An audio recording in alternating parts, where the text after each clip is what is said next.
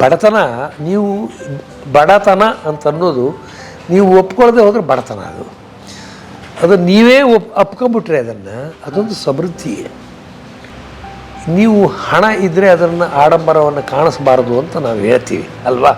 It's vulgar ಅಂತ ನಾವು ಹೇಳ್ತೀವಿ. ಆಡಂಬರ, ಹಣದ ಸಮೃದ್ಧಿ, ನನ್ನ ಹಣ ಇದೆ, ಸಂಪತ್ತಿದೆ ಅಂತ ಅದನ್ನು ಪ್ರದರ್ಶನ ಮಾಡೋದು ವಲ್ಗರ್ ಅಂತ ಹೇಳ್ತೀವಿ. ಸರಳತೆಯನ್ನು ಪ್ರದರ್ಶನ ಮಾಡೋದು ವಲ್ಗರೆ. ನಿಮ್ಮ ಮಕ್ಕಳು ನಿಮ್ಮ ಮೂಲಕ ಬಂದಿದ್ದಾರೆ, ನಿಮ್ಮಿಂದಾಗಿ ಬಂದಿಲ್ಲ.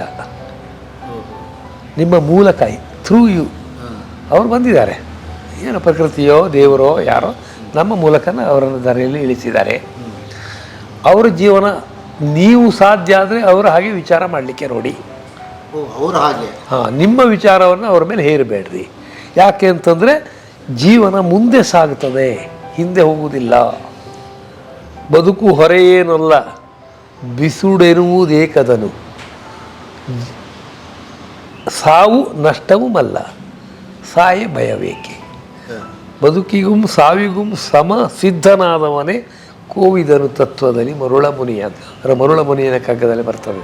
ತುಂಬ ನನಗೆ ಎರಡಕ್ಕೂ ಸಿದ್ಧರಾಗಿರಬೇಕು, ಚೆನ್ನಾಗಿ ಬದುಕಬೇಕು, ಚೆನ್ನಾಗಿ ಸಾಯಬೇಕು.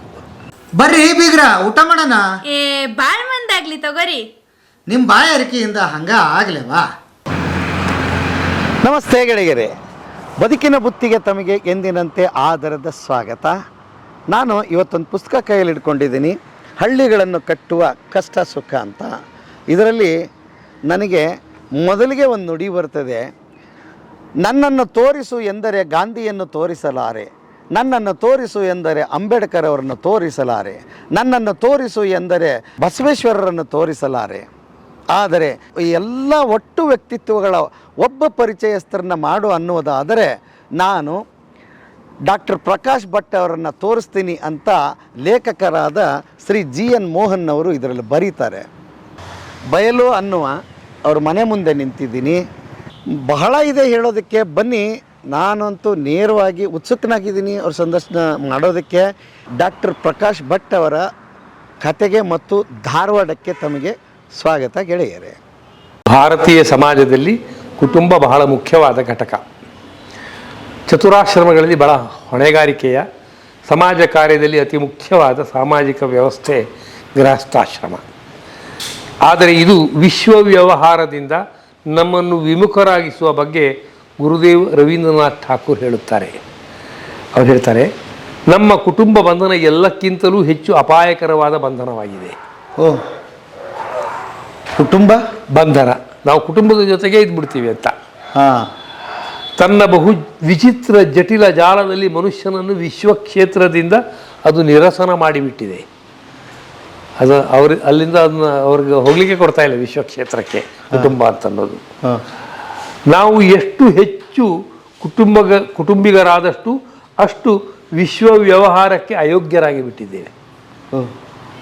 ಏಕೆಂದರೆ ಯಾರು ಕೇವಲ ಕುಟುಂಬದ ಮಕ್ಕಳೋ ಅವರು ಸರಿದು ಬಿಡುತ್ತಾರೆ. ನಾವು ಒಂದು ದಿನ ಕುಟುಂಬವನ್ನು ಬಿಟ್ಟು ಬಿಡುವೆವೆಂದೇ ಕುಟುಂಬ ಕಟ್ಟಿದೆವು. ಇಂದು ನಾವು ಉಳಿದ ಎಲ್ಲವನ್ನೂ ಬಿಟ್ಟು ಬಿಟ್ಟಿದ್ದೇವೆ. ಕುಟುಂಬ ಒಂದು ಮಾತ್ರ ಇದೆ. ಯಾವ ಕಾಲದಲ್ಲಿ ಗೃಹಸ್ಥ್ಯ ಅಂದರೆ ಗೃಹಸ್ಥಾಶ್ರಮ ವಿಶ್ವವನ್ನೇ ಸ್ವೀಕರಿಸುವ ಅನುಶೀಲನ ಕ್ರಿಯೆಯಾಗಿತ್ತೋ ಆಗ ಅದರ ಹಕ್ಕು ಮನುಷ್ಯನನ್ನು ಕ್ಷುದ್ರನನ್ನಾಗಿ ಮಾಡಲಿಲ್ಲ. ಇಂದು ಹಿಂದೂ ಸಮಾಜದಲ್ಲಿ ಆ ಹಕ್ಕು ದೊಡ್ಡದಾಗಿ ಬೆಳೆಯುತ್ತಾ ಸಾಗಿ ಮನುಷ್ಯನನ್ನು ಅತ್ಯಂತ ಕ್ಷುದ್ರನನ್ನಾಗಿ ಮಾಡಿಬಿಟ್ಟಿದೆ. ವಿಶ್ವವಿಧಾತನಿಗೆ ಸಲ್ಲಬೇಕಾದ ನಮ್ಮ ತ್ಯಾಗವನ್ನು ಪ್ರತಿ ಮುಹೂರ್ತದಲ್ಲಿಯೂ ಮನೆಯ ಉಪದೇವತೆ ಕಸಿಯುತ್ತಿದೆ. ನಾನು ಸುನಂದ 1983ರಲ್ಲಿ ವಿವಾಹವಾದೆವು. ಬೆಂಗಳೂರಿನಲ್ಲಿ ಓದಿದ ನಾನು, ಮುಂಬಯಿಯಲ್ಲಿ ಓದಿದ ಸುನಂದ ಯಲ್ಲಾಪುರದ ಉಮಚಿಗಿ ಎಂಬ ಕಾಡಿನ ಮಧ್ಯದ ಮಣ್ಣಿನ ಮನೆಯೊಂದರಲ್ಲಿ ನಮ್ಮ ವೈವಾಹಿಕ ಜೀವನ ಪ್ರಾರಂಭಿಸಿದೆವು. ಇದು ನಮ್ಮ ದಾಂಪತ್ಯದ ಪ್ರಾಥಮಿಕ ಸಂಸ್ಕಾರವಾಯಿತು. ಸುನಂದ ನಾನು ಸೇರಿ ವೈವಾಹಿಕ ಜೀವನದ ಮೊದಲ ದಶಕದಲ್ಲಿ ಕೆಲವು ನಿರ್ಣಯಗಳನ್ನು ಕೈಗೊಂಡೆವು. ಮೊದಲನೆಯದು, ನಮ್ಮ ತಿಂಗಳ ದುಡಿತವು ನಾವು ಮಾಡುವ ಕೆಲಸಕ್ಕೆ ಸಿಗುವ ಬೆಲೆಯಲ್ಲ, ಸಂಬಳಕ್ಕೂ ಕೆಲಸಕ್ಕೂ ನೇರ ಸಂಬಂಧವಿಲ್ಲ ಅನ್ನುವುದನ್ನು ನಂಬುವುದು. ಇದನ್ನು ನಾವು ಬದ್ಧತೆಯಿಂದ ಅಳವಡಿಸಿಕೊಂಡೆವು. ಆದ್ದರಿಂದ ಆಸ್ತಿ, ಬಂಗಾರ, ಬ್ಯಾಂಕ್ ಬ್ಯಾಲೆನ್ಸ್ ಎಲ್ಲವನ್ನೂ ಸ್ವಯಂ ಸ್ಫೂರ್ತಿಯಿಂದ ತ್ಯಜಿಸಿದೆವು. ಇಬ್ಬರು ಮಕ್ಕಳು ನಮ್ಮ ಮಿತ ಆದಾಯದ ಸ್ಥಿತಿಗೆ ಹೊಂದಿಕೊಂಡು ಬೆಳೆದೆವು. ಈ ಯೋಜನೆಯ ಸಮಯಕ್ಕೆ ಬರುವಲ್ಲಿ ನಾವು ನಮ್ಮ ಕೆಲಸಗಳನ್ನು ಸಮಯವನ್ನು ಕೌಟುಂಬಿಕ ಸಮಯ, ಕಚೇರಿಯ ಸಮಯ ಎಂದು ವಿಭಾಗಿಸುವುದನ್ನು ಮೀರಿದ್ದೆವು. ಮನೆ ಕಚೇರಿ ಒಂದೇ ಕಡೆ ಇರುವುದು ನಮಗೆ ಇದರಲ್ಲಿ ಸಹಾಯಕವೂ ಆಯಿತು. ಕಚೇರಿಗೆ ಬಂದವರೆಲ್ಲ ನಮ್ಮ ಮನೆಯಲ್ಲಿಯೇ ಊಟೋಪಚಾರ, ಚರ್ಚೆ ಎಲ್ಲ ನಡೆಸಲು ಸಾಧ್ಯವಾಯಿತು. ಇದರಲ್ಲಿ ಸುನಂದಾಳ ವಿಕಾಸ ಗಮನೀಯ. ಸ್ತ್ರೀ ಪುರುಷರ ಪ್ರೇಮ ಅನ್ನುವ ಸ್ವಾಭಾವಿಕ ಹೃದಯ ವೃತ್ತಿಯನ್ನು ದಾಟಿ ದಾಂಪತ್ಯ ಪ್ರೇಮವೆಂಬ ಸಾಮಾಜಿಕ ಹೃದಯ ವೃತ್ತಿಯೊಂದನ್ನು ಬೆಳೆಸಿಕೊಳ್ಳುವ ವಿಶೇಷ ಪ್ರಯತ್ನದಿಂದ ಇದು ಸಾಧಿಸತೊಡಗಿತು. ರವೀಂದ್ರರ ಮಾತಲ್ಲಿ ಹೇಳುವುದಾದರೆ, ಗಂಡ ಹೆಣ್ಣಿನ ಪಾಲಿಗೆ ಒಂದು ಐಡಿಯಾ. ಆತನಿಗೆ ಪಾಶವ ಬಲದ ಕಾರಣದಿಂದ ಆಕೆ ತಲೆಬಾಗಿಸುವುದಿಲ್ಲ. ಐಡಿಯಾಕ್ಕಾಗಿ ಧರ್ಮ ಬಲದಿಂದ ಆಕೆ ಸಮರ್ಪಣೆ ಮಾಡಿಕೊಳ್ಳುತ್ತಾಳೆ. ಸುನಂದಾಳ ವಿಕಾಸವನ್ನು ಈ ಮಾತು ನಿರ್ದಿಷ್ಟತೆಯಿಂದ ವಿವರಿಸುತ್ತದೆ. ಯೋಜನೆಯಲ್ಲಿ ಸುನಂದ ಸಂಬಳರಹಿತ ಉದ್ಯೋಗಿಯೇ ಆದಳು. ಕ್ಲಸ್ಟರ್ಗಳಲ್ಲಿ, ಹೆಚ್ಚಾಗಿ ಸುರಶೆಟ್ಟಿಕೊಪ್ಪದ ಹಳ್ಳಿಗಳಲ್ಲಿ ಏನೇ ವಿಶೇಷವಿದ್ದರೂ ಆಕೆ ಬರುತ್ತಿದ್ದಳು. ಎಷ್ಟೆಂದರೆ ನಾನು ಸುನಂದ ಬೇರೆ ಬೇರೆ ವ್ಯಕ್ತಿಗಳೆಂಬ ಕಲ್ಪನೆಯೇ ಹಳ್ಳಿಗರಲ್ಲಿ ಮಾಯವಾಯಿತು. ಮುಂದೆ ಬಯಲಿನ ಸಭೆಯಲ್ಲಂತೂ, ಇಲ್ಲಿ ಸಭೆ ಮಾಡ್ತಿದ್ವಿ, ಆ ಸಭೆಗಳಲ್ಲಂತೂ 3 ದಿವಸ ಸುನಂದಾಳೇ ಜನರಲ್ಲಿ ಸಹೃದಯತೆಯನ್ನು, ನಾಯಕತ್ವವನ್ನು ಬೆಳೆಸುವ ಮೂಲ ಸ್ಫೂರ್ತಿಯಾದಳು. 3-4 ದಿನ 3 ಹೊತ್ತು ಊಟ ತಿಂಡಿಗಳನ್ನು ಏಕಾಂಗಿಯಾಗಿ ಅಟ್ಟು ಬಡಿಸುವುದು ಅವರೆಲ್ಲರ ಬಗೆಗೆ ಪ್ರೇಮವಿಲ್ಲದಿದ್ದರೆ ಸಾಧ್ಯವಾಗುವುದಲ್ಲ. ಹಳ್ಳಿಗಳಿಂದ ಬಂದವರಿಗೆ ಆಕೆಯ ಕೆಲಸಗಳಲ್ಲಿ ಕೈಗೂಡಿಸುವ ಮನಸ್ಸಿದ್ದರೂ ಅವರು ಕಮ್ಮಟದಲ್ಲಿ ಭಾಗವಹಿಸುವುದು ಅವಶ್ಯಕವಾದ್ದರಿಂದ ಎಲ್ಲರ ಕಾಳಜಿಯನ್ನು ಅವಳೊಬ್ಬಳೇ ನೋಡುತ್ತಿದ್ದಳು. ಅಂತಹ ಕಮ್ಮಟಗಳನ್ನು ನಾವು 3 ತಿಂಗಳಿಗೊಮ್ಮೆ ಸುನಂದಾಳ ಈ ನಿಸ್ಪೃಹ ಸೇವೆಯ ಬಲದಿಂದಲೇ ನಡೆಸಿದೆವು.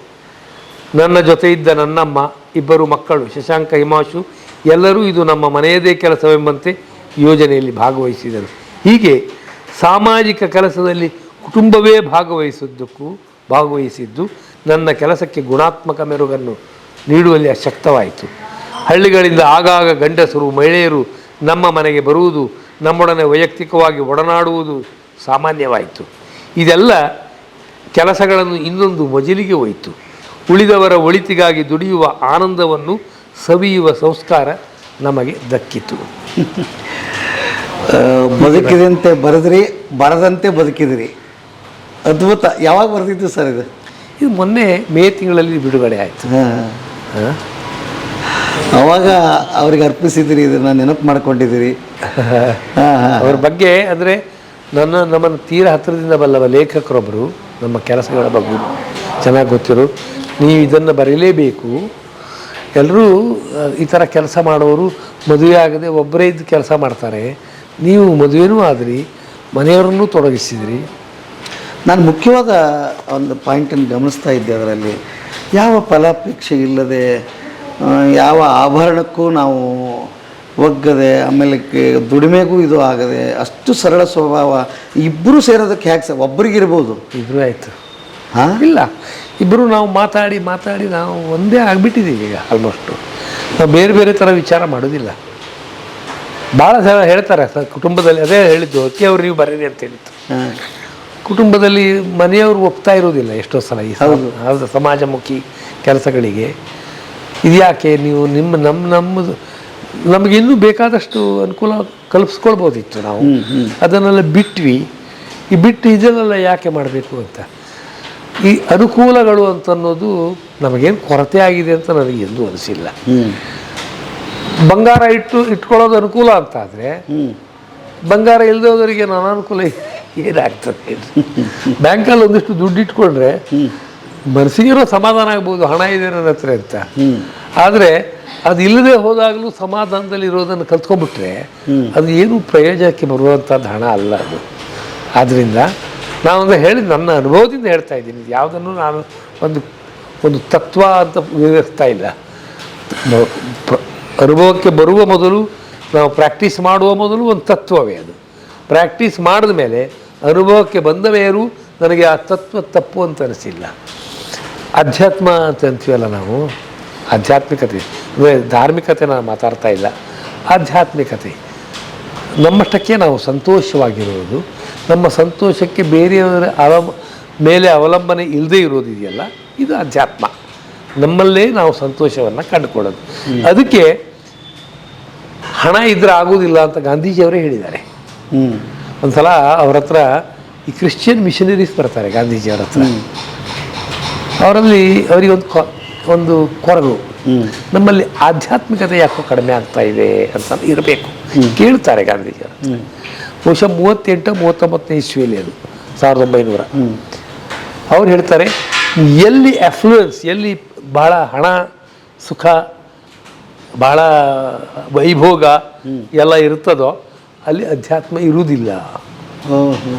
ಅಧ್ಯಾತ್ಮ ಬೇಕು ಅಂತಂದ್ರೆ ಸರಳತೆ ಬೇಕೇ. ಸರಳತೆಗೂ ಅಧ್ಯಾತ್ಮಕ್ಕೂ ಅವಿನಾಭಾವ ಸಂಬಂಧ ಇದೆ ಅಂತ ಕೊಡ್ಬೋದು. ಬನ್ನಿ ನಿಮ್ಮದೇ ಮಾತಾಡ್ತಾ ಇದ್ವಿ, ಆ ಕಡೆ ಬಂದ್ಬಿಡಿ. ಅಯ್ಯೋ ಅಯ್ಯೋ ಅಯ್ಯೋ ಭಾಗ್ಯ, ಕುತ್ಕೊಂಬಿಡಿ, ಟೀ ಕುಡಿಯೋಣಂತೆ. 42ನೇ ವರ್ಷದಲ್ಲಿದೆ ಮದುವೆ ನಮ್ಮದು ಈಗ. 42. ಹಾಂ, 42 ವರ್ಷ ಆಯ್ತು ನೀವು ಮದುವೆ ಆಗ್ತಾ ಇದೆ ಈಗ. 52ನೇ ವರ್ಷ. 83ರಲ್ಲಿ ಮದುವೆ ಆದ್ವಿ. 83ರಲ್ಲಿ ನೀವೇನು ಮಾಡ್ತಿದ್ರಿ ಸರ್ ಅವಾಗ? ನಾನು ಗಾಂಧೀಜಿಯವರು ಒಬ್ಬರು ಶಿಷ್ಯರಿದ್ದರು, ಡಾಕ್ಟರ್ ಮಣಿಭಾಯ್ ದೇಸಾಯಿ ಅಂತ. ಗೌರ್ಮೆಂಟ್ ನೌಕರಿ ನಮಗೆ ಆರಾಮಾಗಿ ಸಿಗ್ತಿತ್ತು. ನಾನು ಓದಿದ್ದು ಪಶುವೈದ್ಯಕೀಯ, ವೆಟರ್ನರಿ ಮೆಡಿಸಿನ್. ಬೆಂಗಳೂರಲ್ಲಿ ಓದಿದೆ, ಫ್ರಾನ್ಸ್ನಲ್ಲಿ ಓದಿದೆ. ಆಮೇಲೆ ಮಣಿಭಾಯ್ ದೇಸಾಯಿ ಅಂತ ಗಾಂಧೀಜಿಯವರ ಶಿಷ್ಯರು ಬೈಫ್ ಅಂತ ಒಂದು ಸಂಸ್ಥೆ ಶುರು ಮಾಡಿದ್ರು. ಅದನ್ನು ಅವರನ್ನು ಸೇರಿಕೊಂಡೆ. ಆಮೇಲೆ ತಿರುಗಿ ನೋಡಲೇ ಇಲ್ಲ ನಾನು. ಮತ್ತು ಗೌರ್ಮೆಂಟ್ ಜಾಬಿಗೆ ಯಾವುದಕ್ಕೂ ಸುಲಭವಾಗಿ ಸಿಗ್ತಾ ಇದ್ದ ಗೌರ್ಮೆಂಟ್ ನೌಕರಿಯನ್ನು ಬೇಡ ಅಂತ ಬಿಟ್ಟು ಇದೇ ಕೆಲಸದಲ್ಲಿ ತೊಡ್ಕೊಂಡೆ. ಆಗ 3 ವರ್ಷದ ಮೇಲೆ ಸುನಂದ ನಾನು ಒಟ್ಟಾದ್ವಿ, ಮದುವೆ ಆದ್ವಿ. ಏನು ಮಾಡ್ತಿದ್ರಿ ಅವಾಗ? ಅವಾಗ ನಾನು ಏನೂ ಮಾಡ್ತಿರ್ಲಿಲ್ಲ. ನಾನು ಡಿಗ್ರಿ ಮಾಡಿಕೊಂಡು ಬೊಂಬೈದಲ್ಲಿದ್ದೆ. ಆಮೇಲೆ ಮದುವೆ ಆದಮೇಲೆ ಈ ಕಡೆ ಬಂದ್ಬಿಟ್ನಲ್ಲ, ಏನೂ ಮಾಡಲಿಲ್ಲ ನಾನು ಅವಾಗ. ಮಕ್ಕಳನ್ನ ಬೆಳೆಸಿ ದೊಡ್ಡ ಮಾಡುವವರೆಗೂ ಏನೂ ಮಾಡಲಿಲ್ಲ ಅವರು. ಆಮೇಲೆ ನನ್ನ 50ನೇ ವರ್ಷದಲ್ಲಿ ನಾನು ಇಲ್ಲಿ ದೇಸಿ ಅಂಗಡಿ ಇದಕ್ಕೆ ಬಂದೆ. ದೇಸಿ ಅಂಗಡಿ ಅಂದರೆ ಪ್ರಸನ್ನ ಅವರು ಶುರು ಮಾಡಿದ್ರಲ್ಲ, ಇದೆ ಈ ಥರ ಬಟ್ಟೆಗಳೆಲ್ಲ ಖಾದಿಯ ನೈಸರ್ಗಿಕ ಬಣ್ಣದ ಬಟ್ಟೆಯನ್ನು ಭಾಳ ಚೆನ್ನಾಗಿ ನಡೆಸ್ತಾ ಇದ್ದಾರೆ. ಹೌದು, ಅದ್ಭುತ ಸರ್. ಇಲ್ಲಿ ಧಾರವಾಡದ ಅಂಗಡಿನೂ ತುಂಬ ಚೆನ್ನಾಗಿ ನಡೀತಾ ಇದೆ. ಎಲ್ಲ ಭಾಳ ಪ್ರೀತಿಯಿಂದ ಬಂದು ಬಟ್ಟೆ ಕೊಂಡ್ಕೊಳ್ಳೋರಿದ್ದಾರೆ. ಹಾಗಾಗಿ ಚೆನ್ನಾಗಿ, ಅದು 2-3 ಕಾರಣಕ್ಕೆ ಭಾಳ ಮುಖ್ಯವಾದಂಥ ಕೆಲಸ ಅದು ಚೆನ್ನಾಗಾಗಿದೆ. ಅಲ್ಲಿದ್ರಿ 50 ವರ್ಷ ಆದ್ಮೇಲೆ ಇಲ್ಲಿ ಸೇರಿದ್ರಿ. ಸಾಹೇಬರು ಯಾವಾಗ ನೋಡಿದ್ರು ಸಮಾಜಮುಖಿ ಕೆಲಸಗಳು ಹೆಂಗ್ ಟೈಮ್ ಕೊಡ್ತಿದ್ರ, ಸಿಕ್ತಿತ್ತ, ಅಥವಾ ನೀವು ಹೊಸದಾಗಿ ಬಂದಿದ್ರಿ, ಬಾಂಬೆಯಿಂದ ಇಲ್ಲಿಗೆ ಬಂದಿದ್ರಿ, ಹೇಗೆ ಅದು ಅಂತ? ಇಲ್ಲ, ಅವರು ಫ್ಯಾಮಿಲಿ ಜೊತೆಗೆ ಎಲ್ಲ ಹೋಗೋದಾದ್ರು ಜೊತೆ ಕರ್ಕೊಂಡೇ ಹೋಗ್ತಿದ್ರು ಮೊದ್ಲಿಂದನೂ. ಹಾಗೆ ಎಲ್ಲಿ ನೀವು ಪ್ರೈಮ್ ಮಿನಿಸ್ಟರ್ ಭೇಟಿ ಮಾಡ್ಲಿಕ್ಕೆ ಹೋಗೋದಾದ್ರು ನಾನು ಕರ್ಕೊಂಡೇ ಹೋಗ್ತಿದ್ರು. ಇಲ್ಲಾಂದ್ರೆ ನನ್ನ ಅವಳ ಮಕ್ಕಳೂ ಅಷ್ಟೇ. ನಮ್ಮ ಅಮ್ಮ ಇದ್ರು, ವಯಸ್ಸಾದವರು, 80 ವರ್ಷ ಆದವರು ನಮ್ಮ ಜೊತೆಗೆ. ಅವರು ಮುಖ್ಯ ಸಂದರ್ಭದಲ್ಲ ಅವರು ಬರ್ತಿದ್ರು, ನಾನು ಬರ್ತೀನಿ ಅಂತ. ಹೀಗೆ ಅಂದರೆ ಸಮಾಜದ ಕೆಲಸ ಸ್ವಲ್ಪ ಹಾಗೆ ಅಲ್ಲ, ಅದಕ್ಕೆ ಹೊತ್ತು ಗೊತ್ತಿರುವುದಿಲ್ಲ. ಭಾಳ ಸಲ ರಾತ್ರಿ ಸಮಯದವರೆಗೆ 11-12 ಗಂಟೆ 1 ಗಂಟೆವರೆಗೆಲ್ಲ ಆಗ್ತಿತ್ತು. ಮಕ್ಕಳ ಬೆಳೆಯವರಿಗೆಲ್ಲ ನೋಡ್ಕೊಂಡಿದ್ದು ಸುನಂದನೇ ಹಾಗೆ. ಇಲ್ಲಿ ಅವರ ಹೋಮ್ವರ್ಕು, ಶಾಲೆ ಕೆಲಸ ಅವೆಲ್ಲ ನೋಡಲಿಕ್ಕೆ ನನಗೆ ಸಮಯ ಇರ್ತಿರಲಿಲ್ಲ. ಸುನಂದ ನೋಡಿಕೊಂಡ್ಲು. ಅದ್ರ ಜೊತೆಗೆ ಅವರೆಲ್ಲ ನನ್ನ ಮನೇಲಿ ಕ್ಯಾಂಪ್ ಮಾಡ್ತಿದ್ವಿ ಅಂತಂದಲ್ಲ, ಒಂದು 20-25 ಜನ ಮನೇಲಿ ಬಂದು ಉಳ್ಕೊಳ್ತಿದ್ರು. 3 ದಿವಸ ಇರ್ತಿದ್ರು. ಅವರಿಗೆ ಅಡುಗೆ ಮಾಡಿ, ಊಟ ಮಾಡಿ ಎಲ್ಲ ಹಾಕೋ ಕೆಲಸ ಸುನಂದ ಅಂದು, ಬಡಿಸೋ ಕೆಲಸ ಎಲ್ಲ ಮಕ್ಕಳು ಮಾಡ್ತಿದ್ರು. ಯಾವುದು ಸಮಾಜದ ಕೆಲಸ, ಅದರ ಸುಖ, ಅದರಲ್ಲೊಂದು ಸುಖ ಇದೆ. ಅದು ಕಷ್ಟ ಅಂತ ಹೊರಗಡೆಯಿಂದ ನೋಡಿದ್ರೆ ಕಾಣ್ಬೋದು ಜನರಿಗೆ. ಅದನ್ನು ಮಾಡಲಿಕ್ಕೆ ತೊಡಗಿದ ಮೇಲೆ ಅದರ ಸುಖ ಕಾಣ್ತದೆ ನಮಗೆ, ಹೌದಲ್ವಾ? ಅದು ಕಳೆಯೋದಕ್ಕೆ ಯಾವ ಮಾನದಂಡವೂ ಇಲ್ಲ. ಹೌದು. ಈ ಸಾಮಾಜಿಕ ಕಾರ್ಯ ಮಾಡ್ತಾ ಇರೋರನ್ನ ನೋಡಿದ್ರೆ ಒಂದು ಸಲ ಅಯ್ಯಪ್ಪ ಹೇಗೆ ಮಾಡ್ತಾರಪ್ಪ ನಿಮಗೆ ಅಂತ ನಿಮಗೆ ಕಾಣ್ತದೆ. ಯಾರೋ ವೃದ್ಧರನ್ನೆಲ್ಲ ಇಟ್ಕೊಂಡು ಸಾಕೋದು, ಬುದ್ಧಿಮಾಂದ್ಯರನ್ನು ಇಟ್ಕೊಂಡು ಸಾಕೋರೆಲ್ಲ ಇದ್ದಾರಲ್ಲ, ಏನಪ್ಪ ಒಂದು ದಿವಸ ಬಿಡುವಿಲ್ಲದೆ ಇವ್ರು ನೋಡ್ಕೊಳ್ಬೇಕಲ್ಲ ಅಂತ. ಅವರು ಅವರಿಗೆ ಸಂತೋಷ ಸಿಗ್ತಾ ಇರುತ್ತೆ ಅದರಲ್ಲಿ ಮಾಡುವಾಗ. ಆ ಸಂತೋಷದ ಮತ್ತು ನಾನು ಕಷ್ಟ ಸುಖ ಅಂತ ಹೆಸರಿಟ್ಟಿದ್ದೀನಲ್ಲ ಇದಕ್ಕೆ ಪುಸ್ತಕದಲ್ಲಿ, ಕೊನೆಗೆ ಕಷ್ಟ ಸುಖಕ್ಕೆ ವ್ಯತ್ಯಾಸ ಇರುವುದಿಲ್ಲ. ಕಷ್ಟವೂ ಸುಖವಾಗಿ ಕಾಣೋ ದಿನ ಬಂದುಬಿಡ್ತದೆ ಭಾಳ ಬೇಗ. ಅದು ಏನೋ ಮಾಡುವಾಗ ಬರುವ ಕಷ್ಟಗಳು ನನಗಾಗಿ ಅಲ್ಲಲ್ಲ, ಬೇರೆಯವರಿಗಾಗಿ ಮಾಡ್ತಾ ಇರುವಾಗ ಬರುವ ಕಷ್ಟಗಳನ್ನು ಸಂತೋಷದಿಂದ ಅನುಭವಿಸ್ಲಿಕ್ಕೆ ಆಗ್ತದೆ ನಮಗೆ. ಆ ಥರದ್ದೊಂದು ಪ್ರಕ್ರಿಯೆ ಶುರುವಾಗ್ಬಿಡ್ತದೆ. ಕಷ್ಟಗಳಿಗೆ ಒಂದು ಬೇರೆ ಥರದ ವ್ಯಾಖ್ಯಾನ ಕೊಟ್ಬಿಟ್ರೆ ಅದೇ ಅದನ್ನು ಆನಂದದಿಂದ ಅಲ್ಲ, ನೀವು ಕೊಟ್ಟಿದ್ದಲ್ಲ, ನಾನು ಅನುಭವಿಸಿದ ವ್ಯಾಖ್ಯಾನ ಅದು. ಈಗ ಅಷ್ಟೊಂದು ಜನಕ್ಕೆ ಅಡುಗೆ ಮಾಡುವಾಗಲೂ ಅಯ್ಯೋ ಮಾಡಬೇಕಲ್ಲ ಅಂತ ಯಾವಾಗೂ ಅನಿಸ್ಲಿಲ್ಲ ನನಗೆ. ನಾನು ಖುಷಿ ಆಗ್ತದೆ. ಇಷ್ಟೊಂದು ಜನ ಬಂದು ನಮ್ಮ ಮನೇಲಿ ಬಂದು ಉಳ್ಕೊಂಡು ನಾವು ಮಾಡಿದ ಅಡುಗೆ ಊಟ ಮಾಡ್ಕೊಂಡು ಹೋಗ್ತಾರಲ್ಲ. ನಾನು ಒಂದೊಂದು ಸಲ ಬೆಳಗ್ಗೆ ಹಾಕಿ ಅಂಗಡಿಗೆ ಹೋಗಬೇಕು, ಅಲ್ಲ ನಡೆಸಬೇಕು. ಬೆಳಗ್ಗೆ ಏನೇನೋ ನಾನು ಸ್ವಲ್ಪ ಊಟ ಮಾಡೋದ್ರಲ್ಲಿ ಸಾಮಾನ್ಯ ರೆಗ್ಯುಲರ್ ಊಟದವನಲ್ಲ, ಏನೇನೋ ನಾನು ಇರ್ತದೆ ಪ್ರಯೋಗಗಳು. ಅದನ್ನೆಲ್ಲ ಮಾಡ್ಕೋತಾ ಇರುವಾಗ ನೀವು ಮಾಡಬೇಡ ಇಷ್ಟೆಲ್ಲ, ಅಂಗಡಿಗೂ ಬೇರೆ ಹೋಗಬೇಕು ಅಂತಂದರೆ ನೀನು ಯಾಕೆ ತೊಂದರೆ ಚಿಂತೆ ಮಾಡ್ತೀನಿ. ನಾನು ಎಂಜಾಯ್ ಮಾಡ್ತೀನಿ ಇದನ್ನು. ಅಲ್ಲ, ಯಾವ ಕೆಲಸ ಮಾಡೋದಾದ್ರೂ ಖುಷಿಯಿಂದ ಮಾಡಿದ್ರೆ ಅದಕ್ಕೊಂದು ಬೇರೆ ಇದೇ ಸಿಗ್ತದೆ. ನಿಮ್ಮ ಮಂತೆನ ನಿಮ್ಮ ಅಯ್ಯೋ ಅಂದರೆ ಒಳಗಿನ ಮಾತು ಹೇಳುವಾಗ ಸಂತೋಷದ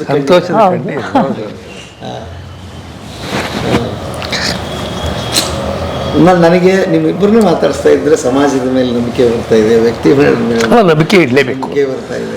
ಬರಲೇಬೇಕು. ಯಾಕೆಂದರೆ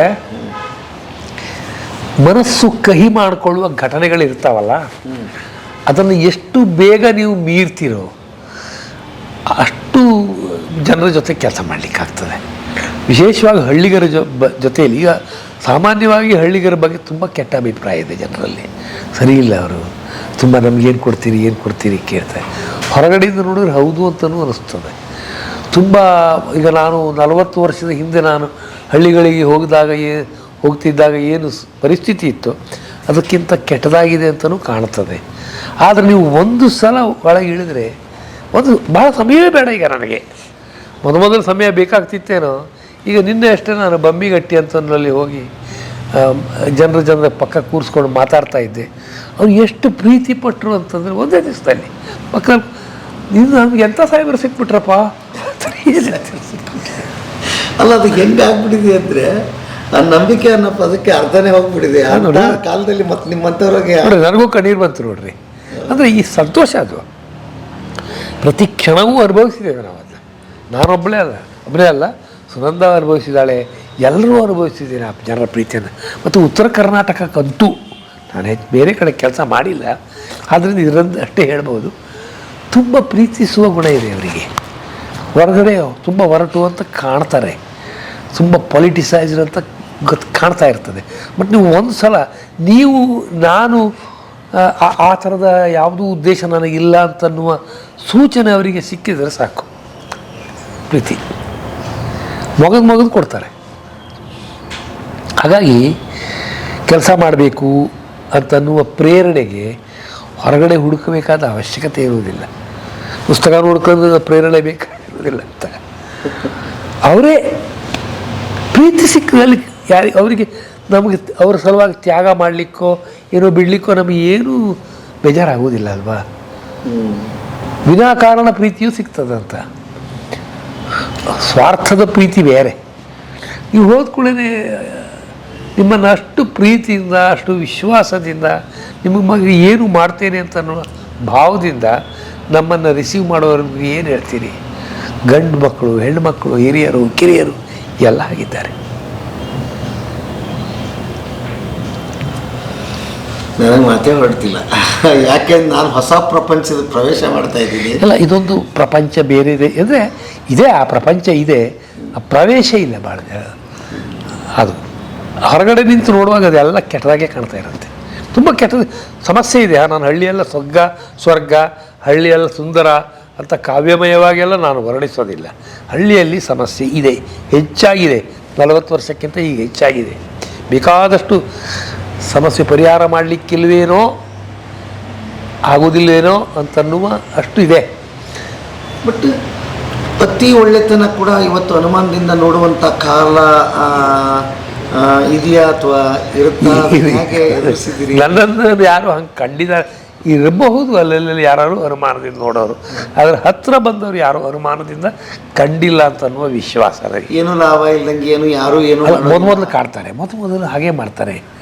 ಮೊದಲು ಇವ್ರು ಯಾಕೆ ಹೀಗೆಲ್ಲ ಮಾಡಬೇಕು ಅಂತ ನೋಡಿರ್ತಾರೆ.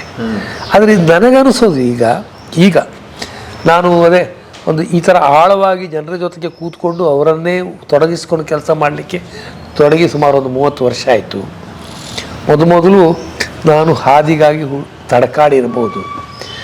ಈಗ ನನಗನ್ನಿಸುತ್ತೆ ನಾನು ನನ್ನ ಒಳಗಿನ ಮಾತನ್ನು ತೆರೆದಿಡಲಿಕ್ಕೆ ನನಗೆ ಸಾಧ್ಯ ಆಗಿದೆ ಅಂತ. ಈಗ ನೋಡಿ, ನೀವು ಎಷ್ಟೊತ್ತಾಯಿತು ನನ್ನನ್ನು ಭೇಟಿಯಾಗಿ? ನನ್ನನ್ನು ನಂಬುತ್ತೀರಿ ನೀವು ಅಂತಂದರೆ ಹಾಗೆ ಅದರ ಒಳಗಿಂದ ಆ ಮಾತನ್ನು ಹೇಳಲಿಕ್ಕೆ ನನಗೆ ಸಾಧ್ಯ ಆಗ್ತಾಯಿದೆ ಅಂತಲ್ವಾ? ಇದು ನಾಟಕ ಅಲ್ಲ ಅಂತ ನಿಮಗೆ ಅನಿಸ್ತಾ ಇದೆ ಅಂತಲ್ವಾ? ಆ ಕೆಲಸಗಳನ್ನು ನಾವು ಮಾಡಿದ್ದೀವಿ. ಮನೆಯಲ್ಲೇ 25 ಜನರು ಯಾಕೆ ತಂದಿಟ್ಕೊಳ್ಬೇಕು ನಾವು? ಈಗ ನಾನು ಸಾಮಾನ್ಯವಾಗಿ ಹಳ್ಳಿಗಳಲ್ಲಿ ಹೋದಾಗ ನಮಗೆ ಜಾತೀಯತೆ ಇಲ್ಲ ಅಂತೇಳಿ ಮಾತಾಡ್ತೀವಿ. ಜಾತೀಯತೆ ಬಿಡಲು ಮೇಲು ಕೀಳು ಇರಬಾರ್ದು, ಅದನ್ನೆಲ್ಲ ಸಾಮಾನ್ಯವಾಗಿ ಭಾಷಣ ಅಂತ ಜನ ತಿಳ್ಕೊಳ್ತಾರೆ, ಹೌದಲ್ಲ? ಯಾರು ಮಾತಾಡಿದ್ರು ಹಾಗೆ ಮಾತಾಡೋದು. ಯಾರಾದರೂ ಜಾತಿ ಕೀಳು ಮೇಲೆ ಕೀಳು ಮಾಡಬೇಕು ಅಂತೆಲ್ಲ ಯಾರು ಹೇಳೋದಿಲ್ಲ. ಪೊಲಿಟಿಕಲಿ ಕರೆಕ್ಟ್ ಇರೋದು ಅಂದ್ರೆ ಹಾಗೆ ಹೇಳೋದು ಅಂತ. ಸೊ ಹಳ್ಳಿಯವರು ಹಾಗೆ ತಿಳ್ಕೊಳ್ತಾರೆ ಸಾಮಾನ್ಯವಾಗಿ ನೀವು ಭಾಷಣ ಮಾಡಿದ್ರೆ. ನಾನು ಅವ್ರ ಜೊತೆಗೆ ಕೆಲಸ ಮಾಡ್ತಾ ಅವರು ಈ ಸಂಶಯ ಮೀರಿರ್ಬೋದು ಅಂದುಕೊಂಡಿದ್ದೆ. ನಮ್ಮ ಮನೆಯಲ್ಲಿ ಬಂದು ಉಳ್ಕೊಂಡು 3 ದಿವಸ ಉಳ್ಕೊಂಡು ಆಮೇಲೆ ಹೇಳ್ರಿ ನಿಮಗೆ ಅನುಭವದ ಬಗ್ಗೆ ಏನಾದ್ರು ಹೇಳಿ ಅಂದರೆ, ಸರ್ ಇಲ್ಲಿ ಎಲ್ಲಿ ಬೇಕಾದರೂ ನಾವು ಹೋಗ್ಬೋದು ಸರ್ ಅಂತಾರೆ ಅಂದರು. ಅಂದರೆ ಅವರು ಅಂದ್ಕೊಂಡಿದ್ರು ಅಂತ ನಾನು ಎಲ್ಲ ವಿವರಿಸಿ ಕೇಳಬಾರ್ದು. ಇವರು ಹೀಗೆಲ್ಲ ಹೇಳ್ತಾರೆ. ನಮ್ಮ ಊರಿಗೆ ಬಂದಾಗ ಮೇಲು ಕೀಳು ಮಾಡೋದಿಲ್ಲ, ಮನೆಯಲ್ಲಿ ತಮ್ಮ ಮನೆ ಒಳಗೇ ಬಾರದೇ ಇರ್ತಾರೆಯೇ. ಅವ್ರು ಬಂದವರೆಲ್ಲ ಯಾವ್ಯಾವ ಜಾತಿಯವರು ಮೇಲೋ ಕೀಳೋ ಎಲ್ಲ ನಾವು ಕೇಳೋ ಪ್ರಶ್ನೆನೇ ಇಲ್ಲ. ಹರಿಜನ ಗಿರಿಜನರು ಇರ್ಬೋದು ಅವರಲ್ಲಿ, ನಾವು ಗೊತ್ತಿಲ್ಲ. ಮತ್ತು ನಾವು ಅವ್ರು ಯಾರನ್ನೂ ಯಾವ ಜಾತಿಯ ಮನುಷ್ಯರು ಅಂತಷ್ಟೇ ನೋಡ್ತಾ ಇರ್ತೀವಿ. ನೀರು ಅಲ್ಲಿಂದ ತಗೊಳ್ರಿ ಕುಡೀರಿ, ಅಲ್ಲಿ ಹಾಕ್ಕೊಂಡು ಕುಡೀರಿ ಅಂತ ಹೇಳಿದ್ರೆ ಯಾರಿಗೂ ಯಾವಾಗಲೂ ತಾವು ಬೇರೆಯವರು ಅಂತ ನೋಡಿಸ್ಕೊಂಡವರಿಗೆ ಖುಷಿಯಾಗದೇ ಇರ್ತದ? ಇವ್ರು ಏನನ್ನೂ ಕೇಳಲೇ ಇಲ್ಲ, ಹೋಗಲಿ ತಕ್ಷಣ ನೀರು ಮುಟ್ಕೊಂಡು ತಗೊಳ್ರಿ, ದೇವ್ರಿಗೆ ಹೂ ಹಾಕ್ರಿ ಅಂತಾರೆ. ನಿಮಗೆ ಹೇಳಬೇಕಿಲ್ಲ, ನನ್ನ ಮಗ ಬೆಂಗಳೂರಿಗೆ ಹೋದ್ಮೇಲೆ ನಾವು ಹುಟ್ಟಿನಿಂದ ಬ್ರಾಹ್ಮಣರು. ವಾಪಸ್ ಬಂದಾಗ ಒಂದು ಸಲ PUC ಮುಗಿಸ್ಕೊಂಡು ಹೋದವರು ಅಮ್ಮನ ಹತ್ರ ಕೇಳ್ತಾ ಇದ್ದೆ, ಅಮ್ಮ ನಾವು ಬ್ರಾಹ್ಮಣರೇನಮ್ಮ ಅಂತ. ನಂಬೇಕಿಲ್ಲ, ಅವಾಗ ಸ್ವಲ್ಪ ಮುಗ್ಧತೆ ಇದೆ ಅವನಿಗೆ. ಆದರೆ ನನಗೆ ಖುಷಿ ಆಯ್ತು. ಅಂದರೆ ನಾವು ಎಂದೂ ಜಾತಿಯನ್ನು ಮಾತಾಡೋದಿಲ್ಲ ಮನೆಯಲ್ಲಿ, ಆ ಜಾತಿ ಈ ಜಾತಿ ನೆವರ್. ಹಾಗಾಗಿ ಈ ಜಾತಿಯ ಶ್ರೇಣೀಕರಣ ನಾಲೆಜ್ ಇಲ್ಲ ಅಂತ ಸ್ವಲ್ಪ ನೀವು ಆಕ್ಷೇಪ ಮಾಡ್ಬೋದು. ಏನು ಎಷ್ಟು ದೊಡ್ಡವನಿಗೆ ಜಾತಿ ಶ್ರೇಣೀಕರಣ ಇದೇ ಮನಸ್ಸು, ನಾವು ಮಾತಾಡಿಲ್ಲ ಅದ್ರ ಬಗ್ಗೆ. ಯಾಕೆಂದರೆ ಇದು ಬಹಳ ಕಷ್ಟ. ಜಾತಿಯ ಬಗ್ಗೆ ಮಾತಾಡಬೇಕು, ಜಾತಿಯ ಬಗ್ಗೆ ಅವನಿಗೆ ಪೂರ್ವಗ್ರಹ ಇಲ್ಲದೆ ಹೋದಂಗೆ ನೋಡ್ಕೊಳ್ಬೇಕು, ಇದೆಲ್ಲ ಭಾಳ ಕಷ್ಟದ್ದು. ನಾವು ಮನೆಯಲ್ಲಿ ಯಾರ ಜಾತಿಯ ಬಗ್ಗೂ ಮಾತಾಡಲ್ಲ, ಯಾವ ಜಾತಿಯ ಬಗ್ಗೂ ಮಾತಾಡೋದಿಲ್ಲ ಅನ್ನೋ ಕಾರಣಕ್ಕೆ ಇರಬೇಕು ಬಹುಶಃ. ಇದೆಲ್ಲ ನಾವು ಆಮೇಲೆ ಅಂದ್ಕೊಳ್ಳೋದು. ಅವನಿಗೆ ನಾವು ಬ್ರಾಹ್ಮಣರೋ ನಾವು ಒಂದು ಜಾತಿ ಇದೆಯೋ ಅಂತೆಲ್ಲ ಅವ್ರಿಗೆ ಗೊತ್ತಿರಲಿಲ್ಲ. ನನಗೆ ಈಗ ಸ್ಪಷ್ಟ ಆಯಿತು. ನಿಮ್ಮದು ಕಾರಲ್ಲಿ ಕಾಣದ್ದನ್ನು, ಬಂಗಾರದಲ್ಲಿ ಕಾಣದ್ದನ್ನು, ಆಸ್ತಿಯಲ್ಲಿ ಕಾಣದ್ದನ್ನು ಸಮಾಜಮುಖಿ ಕೆಲಸದೊಳಗಡೆ ನೀವು ಕಂಡುಕೊಂಡಿದ್ದೀರಿ. ಅಲ್ಲಿ ಸುಖ ನಿಮಗೆ ಸಿಕ್ತು. ಸೊ ಆ ಆನಂದದ ಮುಂದೆ ಇವೆಲ್ಲವೂ ಕ್ಷಣಿಕ ಅಂತ ಅನಿಸ್ತಾ ಬಂತು ಅಂತ ನಿಮ್ಗೆ ನನಗನ್ನಿಸ್ತಾ ಇದೆ. ಹೌದು. ಸೊ ದೊಡ್ಡ ಮಹಾತಾಯಿ ನೀವು. ಹೇಳ್ರಿ, ಎಲ್ಲ ಇವರು ಇದರಿಂದ ಬಂದಿರೋದು. ನಮ್ಮ ಭಾಗ್ಯ ಅಲ್ಲಮ್ಮ, ನಮ್ಮ ಮಣ್ಣಿನ ಭಾಗ್ಯ. ಯಾಕೆ ಅಂದರೆ ಎಲ್ಲಿ ಹುಡ್ಕೋಣ, ಯಾರನ್ನ ಆದರ್ಶವಾಗಿ ತಂದಿಡೋಣ ನಾವು? ನಮ್ಮ ಎದುರುಗಡೆ ಯಾರಿದ್ದಾರೆ? ಇದರಲ್ಲಿ ಲೇಖಕರು ಬರೀತಾರೆ, ಅಂಬೇಡ್ಕರ್ನ ಹೊರಡಬೇಕಾಗಿಲ್ಲ, ಗಾಂಧಿಯನ್ನು ಹುಡುಕೊಂಡು ಹೊರಡಬೇಕಾಗಿಲ್ಲ. ನಾನು ಸರ್ ಅಲ್ಲ ಅವ್ರನ್ನ ಕಂಡೆ ಅಂತ GN ಮೋಹನ್ ಅವರು ಬರೀತಾರೆ. ನನಗೇನು ಆ 2 ಸಾಲಲ್ಲೇ ಇಡೀ ಸಾರಾಂಶ ಹೇಳಿದ್ದಾರೆ, ನಿಮ್ಮ ಬದುಕಿನ ವ್ಯಕ್ತಿತ್ವ ಹೇಳಿದ್ದಾರೆ. ಅದು 2 ಸಾಲು ಸಾಕು ಅಂತ ಅನ್ಸ್ಬಿಡ್ತು ನನಗೆ. ಇಡೀ ಪುಸ್ತಕ ಓದ್ಬೇಕಾದ ಇದನ್ನೇ ಇಲ್ಲ. ಓದ್ರಿ ಎಲ್ಲ ಓದ್ತೀನಿ, ಕೊಡ್ತೇನೆ ನಾನು. ಅಂದರೆ 2 ಕೈ ಸೇರಿ ಚಪ್ಪಾಳೆ ಅಂತಾರೆ. ಈ 4 ಕೈನ 2 ಕೈ ಮಾಡೋದಿದೆಯಲ್ಲ, ಹೌದು, ಅದು ಅದ್ಭುತ ಅಂತ ಅನಿಸ್ತು. ಈ 4 ಕೈ ಕೂಡ 2 ಕೈ ಆಗಿದೆ. ಹೌದು ಹೌದು. ಹಾಗಾಗಿ ಈ ಚಪ್ಪಾಳೆ ಇಬ್ಬರ ಕಡೆಯಿಂದ ಬಂದಿದೆ. ಹಾಗಾಗಿ ಅವ್ರು ಮಾಡೋಕ್ಕೆ ಸಾಧ್ಯ ಇದೆ. ಮತ್ತು ಧನ್ಯತೆ ಕಂಡಿದ್ದೀರಿ, ಮತ್ತೆ ಖುಷಿ ಅಂತೀರಿ. ಅಮ್ಮ, ಇವತ್ತು 2 ಜನ ಮನೆಗೆ ಬಂದರೆ ಮೊದಲನೇ ಪ್ರಶ್ನೆ ಅಂದರೆ ನೀವು ಯಾವಾಗ ಹೊರಡ್ತೀರಿ? ಬಿಸಿ ನಾವೆಲ್ಲ, ನಂದೆಲ್ಲೋ ಮೀಟಿಂಗ್ ಇದೆ. ನನ್ನ ಬಗ್ಗೆ ನನಗೆ 60 ವರ್ಷ ಆದಾಗ ಒಂದು ಸಣ್ಣ ಪುಸ್ತಕ ತಂದಿದ್ರು, ಯಾರು ನನ್ನ ಸ್ನೇಹಿತರದಲ್ಲಿ. ನನ್ನ ಮಗ ಸೊಸೆ ಕೂಡಿ ಅದೊಂದು ಆಗಬೇಕು ಅಂಥೇಳಿ ಮಾಡಿದರು. ನನ್ನ ಸ್ನೇಹಿತರಿಗೆ, ನಾನು ಎಲ್ಲರಿಗೂ ಕೊಡೋದಿಲ್ಲ ಅದನ್ನು, ನಮ್ಮ ಸ್ನೇಹಿತರಿಗೆ ಯಾರಿಗೋ ಲೇಖಕರು ಕೊಟ್ಟಿದ್ದೆ. ಅವರು ಅದನ್ನು ಓದ್ಮೇಲೆ, ಅಲ್ರಿ ನಿಮ್ಮ ಬಗ್ಗೆ ಅಂತ ಪುಸ್ತಕ ಬರೆದಿದ್ದಾರೆ, ನಿಮ್ಮ ಹೆಂಡತಿ ಸುನಂದ ಅವ್ರ ಬಗ್ಗೆ ಸಾಕಷ್ಟು ಬರೆದಿದ್ದಾರಲ್ಲ ಅದರಲ್ಲಿ ಅಂತ ಅವ್ರದ್ದು. ಹೌದು, ನಮ್ಮಿಬ್ಬರೂ ಬೇರೆ ಬೇರೆ ಅಲ್ಲ ಅಂತ ಅನ್ನೋದೇ ಅದನ್ನು ಬಹುಶಃ ಸೂಚಿಸ್ತಾ ಇರ್ಬೋದು. ಹಾಗೆ ಮಾಡಿದ್ದಾರೆ ಅಂತ ಹೇಳಿ. ನಿಮ್ಮ ತವ್ರ ಮನೆ ಯಾವುದು? ನನ್ನ ತವ್ರ ಮನೆ ಸಿರ್ಸಿ ಹತ್ರ ಒಂದು ವಾನಹಳ್ಳಿ ಅಂತ, ಸಿರ್ಸಿಂದ ಒಂದು 22 ಕಿಲೋಮೀಟ್ರ್. ಕೃಷ್ಣ ಭಟ್ ಅಂತೇಳಿ ಅವರು, ಗೋಪನಮರಿ ಅಂತೇಳಿ ಊರಿನ ಹೆಸರು. ಆಮೇಲೆ ನಮ್ಮ ಅಮ್ಮ ಕಾವೇರಿ ಅಂತೇಳಿ. 100 ವರ್ಷಗಳ ಇಬ್ಬರು 100 ವರ್ಷ. ಎಷ್ಟು ಜನ ಮಕ್ಕಳು? 9 ಜನ ಮಕ್ಕಳು ನಾವು. 6 ಜನ ಹೆಣ್ಮಕ್ಳು, 3 ಜನ ಗಂಡು ಮಕ್ಕಳು. ಹೆಣ್ಮಕ್ಳಲ್ಲಿ 5ನೇ ಅವಳು. ಓಕೆ. ಹೇಗೆ ತುಂಬ ಕುಟುಂಬ, ಅಪ್ಪ ಅಮ್ಮ ಹೇಗೆಲ್ಲ ಆ ಸಂಸಾರನ ತೂಗಿಸಿದ್ರು, ಹೇಗೆ ನಡೆಸಿದ್ರು? ಎಲ್ಲರನ್ನೂ ಓದಿಸಿದ್ದಾರೆ ಅಂತ ಅನ್ಸುತ್ತೆ. ಶಿಕ್ಷಣ ಆಗಿನ ಕಾಲಕ್ಕೆ ಎಲ್ಲರಿಗೂ ಶಿಕ್ಷಣ ಕೊಟ್ಟಿದ್ದಾರೆ. ಮತ್ತೆ ತುಂಬ ಪ್ರೀತಿಯಿಂದಾನೇ ನಮ್ಮನ್ನೆಲ್ಲ ಸಾಕಿದ್ರು ಅವರು. ಅಂದ್ರೆ ಅನುಕೂಲಸ್ಥರೇ ಇದ್ರು, ಆದರೆ ಅದು ಯಾರಿಗೂ ಹೊಡೆದು ಬಡ್ದು ಬೈದು ಹಾಗೆಲ್ಲ ಯಾವಾಗೂ ಮಾಡಿಲ್ಲ. ಅಡಿಕೆ ತೋಟದ ಇವಳು 7ನೇ ಕ್ಲಾಸ್ ಆದಮೇಲೆ ಮುಂಬೈಗೆ ಹೋಗಿ ಓದಿದ್ದು. ನಮ್ಮ ಅಣ್ಣ ಬೊಂಬೈದಲ್ಲಿದ್ದರು, ಅವರೊಬ್ಬರೇ ಇದ್ದರು. ಮತ್ತು ನಮ್ಗೆ ಸ್ಕೂಲಿಗೆ ಹೋಗಲಿಕ್ಕೆ ತುಂಬ ದೂರ, ಒಂದು 2-2.5 ಕಿಲೋಮೀಟ್ರ್ ಮೇಲೆ ಹೋಗಿ ಬರಬೇಕು. 4 ಸರಿ ಓಡಾಡಬೇಕು. ಬೆಳಗ್ಗೆ ಹೋಗಬೇಕು, ಮಧ್ಯಾಹ್ನ ಊಟಕ್ಕೆ ಬರಬೇಕು, ಮತ್ತೆ ಹೋಗಬೇಕು, ಮತ್ತು ಸಂಜೆ ವಾಪಸ್ ಬರಬೇಕು. ಹಾಗೆ ತುಂಬ ದೂರ ಆಗ್ತದೆ ನಿನಗೆ, ನೀನು ನನ್ನ ಜೊತೆಗೆ ಬೊಂಬೈದಲ್ಲಿ ಬಂದುಬಿಡು, ಅಲ್ಲೇ ಓದ್ಲಿಕ್ಕೆ ಆಗ್ತದೆ ಅಂಥೇಳಿ ನನ್ನ ಅಲ್ಲಿ ಕರ್ಕೊಂಡೋದ್ರು. ಅಲ್ಲಿ 8ನೇ ಕ್ಲಾಸಿಂದ ಡಿಗ್ರಿವರೆಗೆ ಅಲ್ಲೇ ಓದಿದ್ದೆ ನಾನು. ಡಿಗ್ರಿ ಆದಮೇಲೆ ಲಗ್ನ ಆಯಿತು, ಮತ್ತೆ ಈ ಕಡೆ ಬಂದು ಧಾರವಾಡ. ಇವನ್ ಮದುವೆ ಆದಮೇಲೆ ಹಿಂಗೆ ಸಮಾಜಮುಖಿ ಓಡಾಡ್ತಿದ್ರಲ್ಲ, ಅಪ್ಪ ಅಮ್ಮ ಏನಂದವರು? ಅವರು ಹಂಗೆಲ್ಲ ತಲೆ ಕೆಡಿಸ್ಕೊತಿರ್ಲಿಲ್ಲ. ಅದೇನು ನಮ್ಮ ಎಲ್ಲರೂ ಅಷ್ಟು ಸಪೋರ್ಟೇ ಮಾಡ್ತಿದ್ರು. ನಮ್ಮನ್ನು ಯಾರು ಪ್ರಶ್ನೆ ಮಾಡಿ, ನಾನು ಗೌರ್ಮೆಂಟ್ ಜಾಬ್ ಬಿಟ್ಟರು ಅಂದ್ರೆ ಹೋಗದೆ ಹೋದ್ರು, ಯಾಕೆ ಹೋಗಲಿಲ್ಲ ನೀನು? ಹೊರಗಿನವ್ರು ಯಾರಾದರೂ ಅಪರೂಪಕ್ಕೆ ಸ್ಟಾರ್ಟಿಂಗಲ್ಲಿ ಕೇಳಿದವ್ರು ಇದ್ದಾರೆ, ನಿಂಗೆ ಹೆಂಗೆ ಮುಂದೆ ಸೆಕ್ಯೂರಿಟಿ ಏನು ಅಂತೆಲ್ಲ. ಆದರೆ ನಮ್ಮ ಮನೆಯಲ್ಲಿ ಮಾತ್ರ ಯಾರೂ ಕೇಳಲಿಲ್ಲ. ನಮ್ಮ ತಂದೆ ತಾಯಿ ಇರ್ಬೋದು, ಅಣ್ಣ ಅಕ್ಕ, ಇಲ್ಲಿವರೆಗೂ ಕೇಳಿಲ್ಲ ನೀನು ಯಾಕೆ ಬಿಟ್ಟೆ ಅಂತ. ನಿಮಗೆ ನಂಬಿಕೆ ಇರ್ತದೆ, ಹೆಣ್ಣು ಕೊಡೋ ಮುಂದೆ, ಕನ್ಯಾದಾನ ಮಾಡೋ ಮುಂದೆ ಅವ್ರಿಗೊಂದು ಅಳಕ್ಕೆ ಇದ್ದೇ ಇರ್ತದೆ. ಯಾವ್ದಾರ ನೌಕರಿ ಇದ್ರಪ್ಪ ಒಳ್ಳೇದು. ನೀವು ನೌಕರಿಯಲ್ಲಿ ಇದ್ದೆ ನಾನು, ಬೈಕ್ ಸಂಸ್ಥೆಯಲ್ಲಿ ಸಂಬಳ ಬರ್ತಿತ್ತು. ಬಟ್ ಸರ್ಕಾರಿ ನೌಕರಿ ಸರ್ಕಾರಿ ನೌಕರಿ ಅಂತ ನೋಡಲೇ ಇಲ್ಲ. ಚೆನ್ನಾಗಿ ಬದುಕೊಂಡು ಹೋಗ್ತಾರಲ್ಲ ಅಂತ ಅಷ್ಟೇ ನೋಡಿ ಕೊಟ್ಟಿದ್ದಾರೆ. ಒಳ್ಳೆ ಮನೆತನ ಇದೆ, ಚೆನ್ನಾಗಿ ಬದುಕ್ಬೋದು ಅಂತ ಹೇಳಿ ಕೊಟ್ಟಿದ್ದಾರೆ. ಆ ವಿಶ್ವಾಸದಲ್ಲಿ ಅವ್ರ ವಿಶ್ವಾಸವನ್ನು ನಾವು ಯಾವಾಗ ಸುಳ್ಳು ಮಾಡಲಿಲ್ಲ. ಯಾರ ಹತ್ರ ನಾವು ನಮಗೆ ಇಷ್ಟು ಕಷ್ಟ ಇದೆ, ನಮಗೆ ರೊಕ್ಕ ಕೊಡಿ ಯಾವಾಗೂ ನಾವು ಕೇಳಲಿಲ್ಲ. ಎಷ್ಟು ಬರ್ತದೆ ಮೊದಲೆಲ್ಲ ನಮ್ಗೆ ಅಷ್ಟು ಕೊಡ್ಲಿಕ್ಕೆ ಆಗ್ತಿರ್ಲಿಲ್ಲ. ಆದ್ರೂ ನಮ್ಗೆ ಎಷ್ಟು ಬರ್ತದೆ ಅಷ್ಟರಲ್ಲಿ ಅಡ್ಜಸ್ಟ್ ಮಾಡಿಕೊಂಡು ಮುಂದಿನ ತಿಂಗಳ ತಗೊಳ್ಳೋಣ, ಏನಾದರೂ ತಗೋಬೇಕಂತಿದ್ರೆ ಅದನ್ನೆಲ್ಲ ಪ್ಲ್ಯಾನ್ ಮಾಡಿಕೊಂಡು ತಗೋತಿದ್ವಿ. ನಮಗೆ ಎಷ್ಟು ಅವಶ್ಯಕತೆ ಇದೆ. ಈಗಲೂ ನಾವು ನಮಗೆ ಈಗ ಆರಾಮು ಖರ್ಚೆಲ್ಲ ಮಾಡ್ಬೋದು. ಆದರೂ ನಮಗೆ ಏನಾದ್ರು ಒಂದು ವಸ್ತು ಬೇಕು ಅಂದರೆ ಒಂದು 10 ಸರಿ ವಿಚಾರ ಮಾಡ್ತೀವಿ, ನಮಗೆ ಎಷ್ಟು ಯೂಸ್ ಇದೆ, ಅದು ಬೇಕಾದು ನಮಗೆ ಅಂಥೇಳಿ ವಿಚಾರ ಮಾಡಿ ಒಂದು 4 ಸರಿ ಅಲ್ಲಿ ಶಾಪಿಗೆ ಹೋಗಿ ನೋಡಿ ಆಮೇಲೆ ಆದರೂ ಸುನಂದ ಯಾವುದನ್ನು ನಮಗೆ ಬೇಜಾರು ಬಂತು ಅಂತ ರಿಪ್ಲೇಸ್ ಮಾಡಿದ್ದಿಲ್ಲ. ಬೇಜಾರು ಬರುವುದಿಲ್ಲ. 40 ವರ್ಷದ ಹಿಂದಿನ ತಟ್ಟೆ ಇಡುವ ಸ್ಟ್ಯಾಂಡ್ಗಳನ್ನೆಲ್ಲ ಮೊನ್ನೆ change ಬದಲಿಸಿದ್ರು. ಅದು ಯಾವುದೋ ಹಳೆ ಕಾಲದ್ದು ಅದನ್ನೇ ಇಟ್ಕೊಂಡಿದ್ವಿ. ಒಂದು ಕುಕ್ಕರ್ ನಾವು 50 ವರ್ಷ ಬಳಸಿದ್ದೀವಿ. 50 ವರ್ಷ.